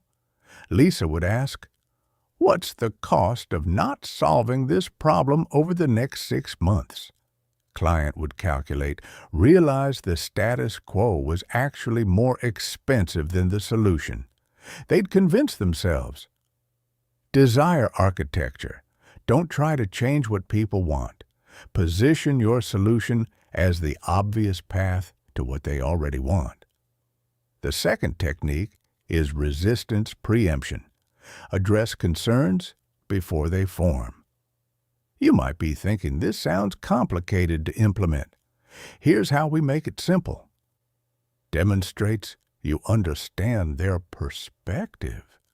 Removes barriers before they solidify. Anticipate concerns and address them proactively. Make agreement feel like the natural choice. The third skill is social proof orchestration. People want evidence that others like them have succeeded. I collect specific stories matching my audience's identity, not generic testimonials, detailed cases of people in similar situations who achieved the outcomes I'm proposing. The closer the match to their identity, the more powerful it becomes. Use social proof from people similar to your audience. Show the decision-making process, not just results. The fourth principle is commitment escalation. Build psychological investment gradually. Start with easy agreements. Do you agree this situation needs addressing? Then move toward solution agreement. Do you think this approach could solve it? Then implementation. What would need to happen to move forward? Each small yes makes the next yes easier. Create sequences of small agreements that naturally lead to larger decisions. Build momentum toward your objective. The fifth technique is value reframing. Change the comparison points people use. The question isn't whether this costs money. It's whether the cost of not solving this problem is higher than the cost of solving it. Suddenly, they're evaluating differently. Reframe the entire context. Change time horizons. Shift what they're comparing against. The final skill is authentic urgency through real scarcity. I don't create artificial deadlines. I reveal natural time pressures. While we're discussing this, your competitors are implementing solutions. What's the cost of falling further behind? Help people understand genuine time sensitivity and real costs of delay. Authentic urgency motivates without manipulation. True persuasion isn't getting people to do what you want. It's helping them see opportunities they might have missed and make decisions that genuinely serve their interests. When mastered, people don't feel persuaded. They feel enlightened. Chapter 12. Digital Communication. Excellence. Mastering Virtual and Written Influence. Digital communication strips away vocal tone and body language. Your words carry the entire burden. I learned this the hard way with a client email that I thought was clear and professional. They interpreted it as cold and dismissive.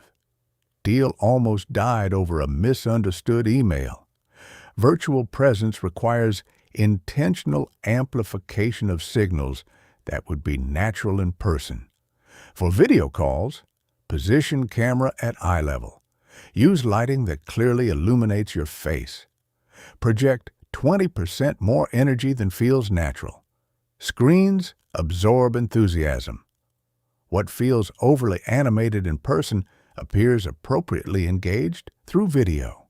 Written persuasion needs different architecture. Email and messaging require structure that guides readers without vocal cues. I use attention, interest, desire, action framework. Grab attention with specific, relevant subject lines. Build interest through immediate value. Create desire by painting clear outcomes. Drive action with specific time-bound requests. Every written message should guide toward a clear next step. The third skill is asynchronous influence across delayed responses. Digital communication often has gaps between messages. I front-load key points and make messages self-contained. Don't assume they remember previous context. Include enough background to make your message clear without requiring them to search through old communications. The fourth technique is attention management in distracted environments. I use white space, short paragraphs, bold key phrases, bullet points for complex information, structure so most important points are visible within first few seconds. Design messages to be scannable. Make your point clear even if they only skim. The fifth skill is virtual relationship building without physical presence. More intentional about personal connection. Start meetings with genuine check-ins beyond "How are you?" Remember details from previous conversations. Use private messages to build individual relationships within group settings. Follow through faster and more thoroughly than expected. Build reliability-based trust. The final principle is platform optimization. Email differs from messaging, differs from video, differs from collaborative docs. Match your approach to the medium's strengths. Email for detailed information. Messaging for quick coordination. Video for complex discussions. Choose the right platform for your objective rather than defaulting to familiar options. Digital excellence isn't about mastering technology. It's about adapting timeless influence principles to new mediums. Master these skills, and you'll be as influential through screens as in person. Chapter 13. Presentation Domination. Speaking to groups and commanding audiences, standing before a group changes everything. You shift from conversation to performance, from dialogue to inspiration. 3 years ago, my slides failed during a major presentation. My main argument had a hole I caught mid-sentence. I blanked on a key statistic. But people said it was one of the best presentations they'd seen, because confidence is performed, not felt. The foundation is voice control. I lowered my pitch at statement endings, authoritative intonation that signals certainty. Slowed my pace 15%, forced people to pay attention, suggested my words were valuable, used strategic pauses instead of or like. Your voice projects authority before your words do. The second element is narrative architecture. Great presentations are journeys with clear beginning, middle, end. I use problem agitation solution framework. Establish a problem they recognize. Explore its consequences. Present my solution as logical resolution. Make stakes personal. Show how this affects each person individually. The third skill is physical presence. I claim appropriate space. Move with purpose. Use gestures that support words. Maintain eye contact with individuals throughout audience. Creates personal connection at scale. Your body language reinforces or undermines your message. Make it consistent. The fourth technique is interaction design. Passive audiences lose attention quickly. I ask questions with clear answers to build agreement. Use polls to gauge opinion. Create brief discussions. Always maintain control with clear time boundaries. Keep audiences engaged without losing your narrative thread. The fifth principle is memorable conclusions. Most presentations end weakly with "Any questions?" I use summarize, challenge, inspire framework. Summarize key points clearly. Challenge with specific actions they can take. Inspire with vision of what's possible. End with energy that leaves them excited about moving forward.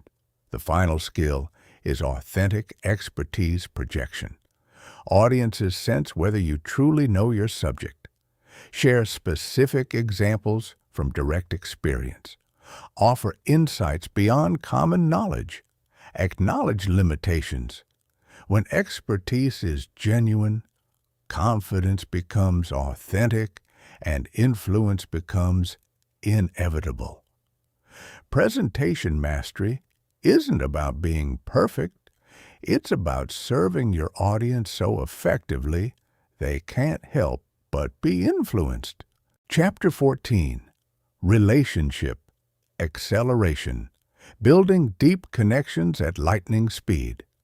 Most people think relationships require years, but connection is about quality of interaction, not quantity of time. I watched my colleague James build deeper trust in 3 conversations than some people build in 3 years. All relationships are built on 3 pillars: trust, value, and emotional connection. You can establish all 3 quickly. The foundation is rapid trust through strategic vulnerability and competence demonstration. James shared appropriate mistakes he'd made and what he learned, then demonstrated value through insights that helped me. Within 1 conversation, I knew he was both capable and honest. Share strategic vulnerability. Demonstrate competence through valuable contributions. Follow through on even small commitments. The second technique is value front-loading. Provide significant value early. James identified what I needed most and provided it quickly. Information I was seeking. Introductions to helpful people. Insights about challenges I faced. Gave first without asking for anything. Create positive reciprocity debt by front-loading value. The third skill is emotional resonance through empathy and shared experience. James listened for emotional themes, reflected understanding of feelings, not just facts, found shared experiences that created natural connection points, acknowledge feelings before addressing situations. Look for genuine commonalities. The fourth principle is mutual benefit identification. Strongest relationships benefit both parties. James explored how our skills and resources might complement each other, made potential benefits explicit. Identify how you can help each other, make mutual value clear. The fifth technique is communication adaptation. Match their pace, energy, detail preference. James adjusted his style naturally to match mine. Felt comfortable immediately. Adapt without losing authenticity. Meet people where they are. The sixth skill is shared experience creation. Relationships deepen through joint activities. James suggested collaborating on a small project. We solved a problem together, created positive shared memory, create experiences that require cooperation, and build connection. The final principle is authentic relationship building driven by genuine care. James actually cared about my success, celebrated my wins, supported during challenges, developed genuine interest in others' success. Focus on helping rather than getting. Relationship acceleration isn't manipulation. It's efficiently building the trust, value, and connection that form meaningful relationships. Master these principles, and you'll build deeper networks faster than you thought possible. Chapter 15. Communication, Mastery, Integration. The Elite Performer's Operating System. Everything you've learned represents individual tools, but true mastery comes from integrating them into a seamless system that works automatically. I don't think about which technique to use anymore. I've developed intuitive mastery that adapts fluidly. Excellence comes from meta skills, reading situations accurately, selecting strategies quickly, adjusting dynamically. The foundation is pattern recognition that instantly categorizes contexts. Every situation falls into recognizable patterns: negotiation, persuasion, conflict, authority building. I consciously categorize thousands of encounters. Now pattern matching happens unconsciously in seconds. Catalog every significant communication. The more patterns you recognize consciously, the faster unconscious recognition becomes. The second skill is strategic flexibility, adapting to changing dynamics in real time. Conversations shift, start as presentations, become negotiations. Begin casual, turn into conflict resolution. I practice transitioning between modes within single conversations. Develop ability to change approaches fluidly while maintaining objectives. The third principle is systematic preparation, creating authentic confidence. I don't just prepare content. I prepare psychologically and strategically for full range of dynamics. Review objectives. Anticipate responses. Prepare key points. Visualize positive outcomes. This systematic approach creates confidence from genuine readiness. The fourth skill is emotional mastery, maintaining peak performance under pressure. I practice stress inoculation, mentally rehearsing challenging scenarios. When actual pressure hits, my nervous system has already experienced it. Build tolerance through consistent practice. Develop recovery techniques for when you get triggered. The fifth principle is value creation focus, making every interaction beneficial. I start every communication asking, how can this benefit everyone involved? Look for ways to help others achieve goals while achieving yours. Build long-term influence that compounds. The sixth technique is continuous improvement through feedback analysis. Brief after-action reviews following important communications. What went well? What could improve? Keep communication journal tracking patterns. Systematic reflection accelerates development exponentially. The seventh skill is authentic influence aligned with genuine values. My techniques serve my real values, not just tactical objectives. Use skills to help others make better decisions, not manipulate them into decisions that don't serve them. The final principle is legacy thinking focused on long-term impact. I consider how each interaction builds reputation and relationships over time. Optimize for sustainable excellence rather than quick victories.